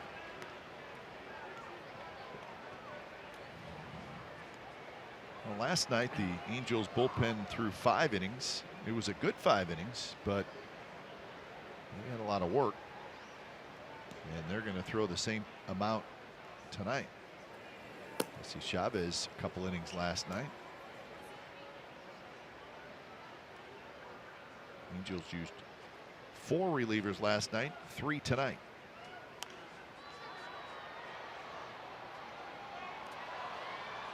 Well, they're hoping that tomorrow Ricky Nolasco is a little bit better, and he's hoping Sean Manaea can pitch deep in the game like he is accustomed to doing. Coming off a 3-inning performance in his last start against the Giants, Manaea should be well rested tomorrow. And the A's hope that it's the rubber game of the series. They lost 2-2 against the Giants. They lost last night.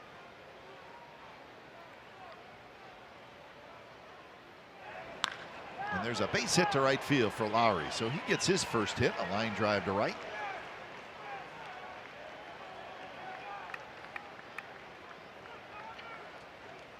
So 2 on 1 out for Chris Davis. So Sean Manaea and Ricky Nolasco is your matchup. Our coverage starts with A's pregame live at 11:30 a.m. First pitch is 12:37 here at the Big A, so they start their day games a little bit earlier here in Anaheim, and that's nothing wrong with that. And they're actually playing a day game this week to go back to the East Coast. I think they go to Boston or Baltimore, and they decided that was a TBA decided to go at 1 o'clock or day game so they could fly out instead of playing a normal night game. I was told that the difference in a day and a night game here, television wise, is a lot of money, like $400,000 to $500,000 in ratings and people being able to come to the game. Tonight they're waiting for the fireworks. Yep.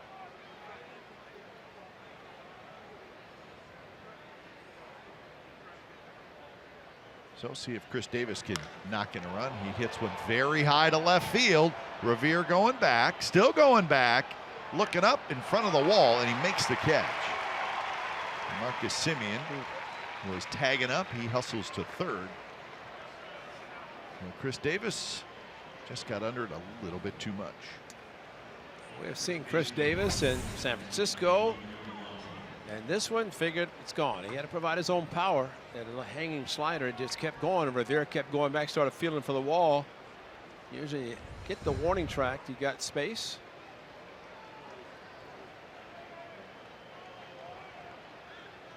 Chris Davis wanted that 3-run home run. Yeah. I think you're right.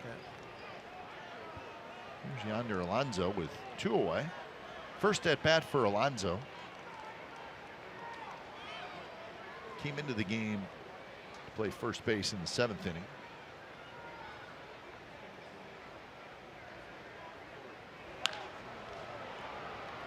More action for Revere. He trots in. And that will do it. So the A's strand a pair. Bottom of the 9th coming up. A's 3 outs away from a shutout. They lead 5-0.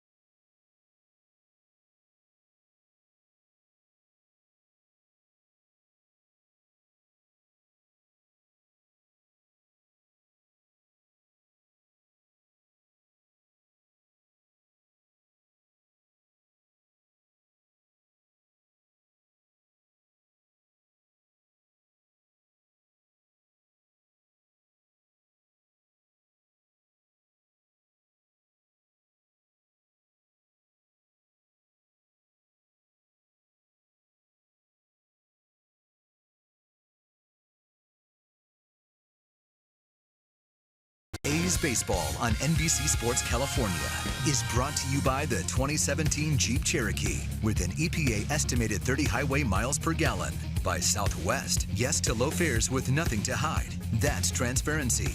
By Toyota, the full-line automaker with the longest lasting vehicles in America. Toyota, let's go places. By AAA, what does your insurance do when it's not doing insurance? It should do more. Go to AAA.com for more details. And by the all-new 2017 Chrysler Pacifica. So 5-0. A's 3 outs away from evening up this series at a game apiece. And the new pitcher is Blake Treinen. So Treinen comes in. Those are the combined numbers between the Nationals and the A's. So he'll face Albert Pujols leading off the bottom of the 9th inning.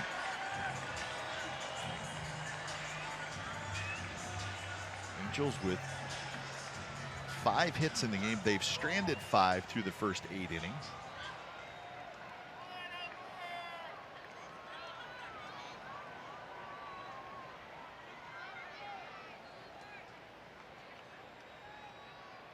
First pitch to Pujols is right down the middle, first strike. As I look at my scorecard, Ray, I just realized the Angels have had 1 runner in scoring position. That was in the 2nd inning. So they really have not had much of anything going.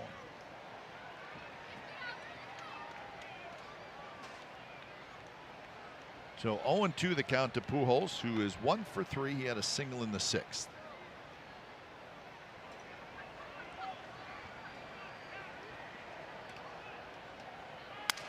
Broken bat right back to Treinen, and that was a nasty pitch. So Albert Pujols, not crazy about getting jammed. What hitter is, but he got jammed big time. Well, that bat is firewood now because he broke it, and fortunately Albert got out of the way as he swung through, but he could run the ball to first base and probably beat Albert, but got in his kitchen too close to take, and plus it might have hit him had he not swung at it.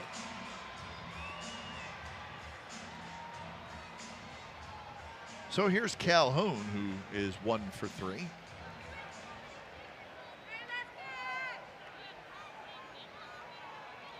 So 5 hits for the Angels, all singles.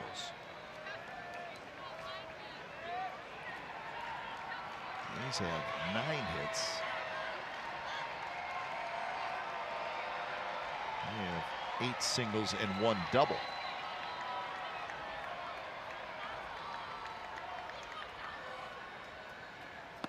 Swing and a miss. 98 miles an hour from Triner.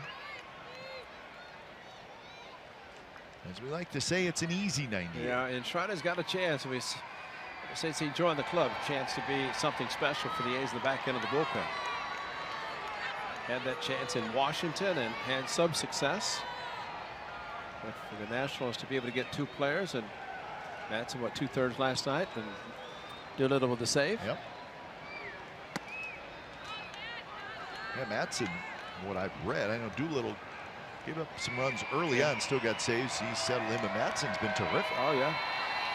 Well, they got a good one in Madsen. I mean, he's perfectly happy in the setup role. He closed last year, had 30 saves, but he's happy to be in the setup and, if necessary, close. There's a strike, 2-2 the count. And both those guys signed for next year as well. Madsen and Doolittle. So Nationals know what they got. I think I read like $14 million combined through next year. Doolittle's contract, according to when he signed the long-term deal, there's a stipulation that if it was 1 price for setup, 1 for closer. So since he's gone to the Nationals as their closer, got a bump in the salary, I would assume. Simeon dives under the glove, and Calhoun has his 2nd hit.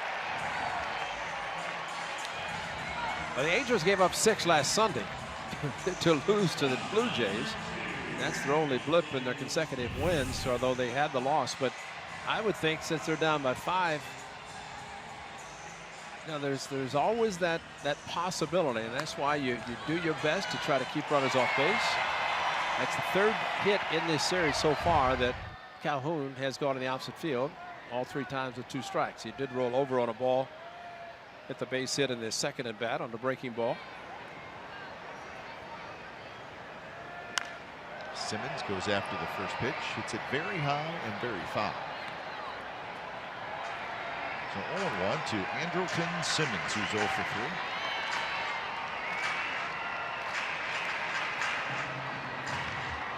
Valbuena is the on-deck hitter.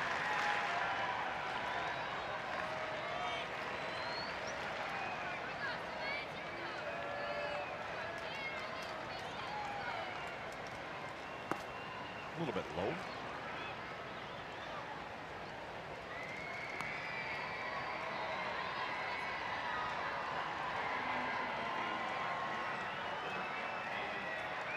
So 1-1 the count to Simmons.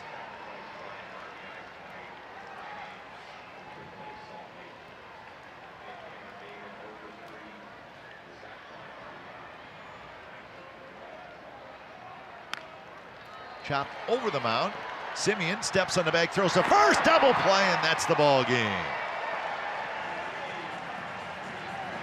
So a very nice play to end the game, and a very nice ball game tonight for the Athletics, thanks to Paul Blackburn. The A's get their 4th shutout of the year, and Paul Blackburn gets his 3rd win. Nicely done by the rookie right-hander. Tonight's game took 3 hours and 24 minutes. The attendance was 39,180. A shutout for the Athletics. Final score, the A's 5 and the Angels nothing. Stay tuned for A's.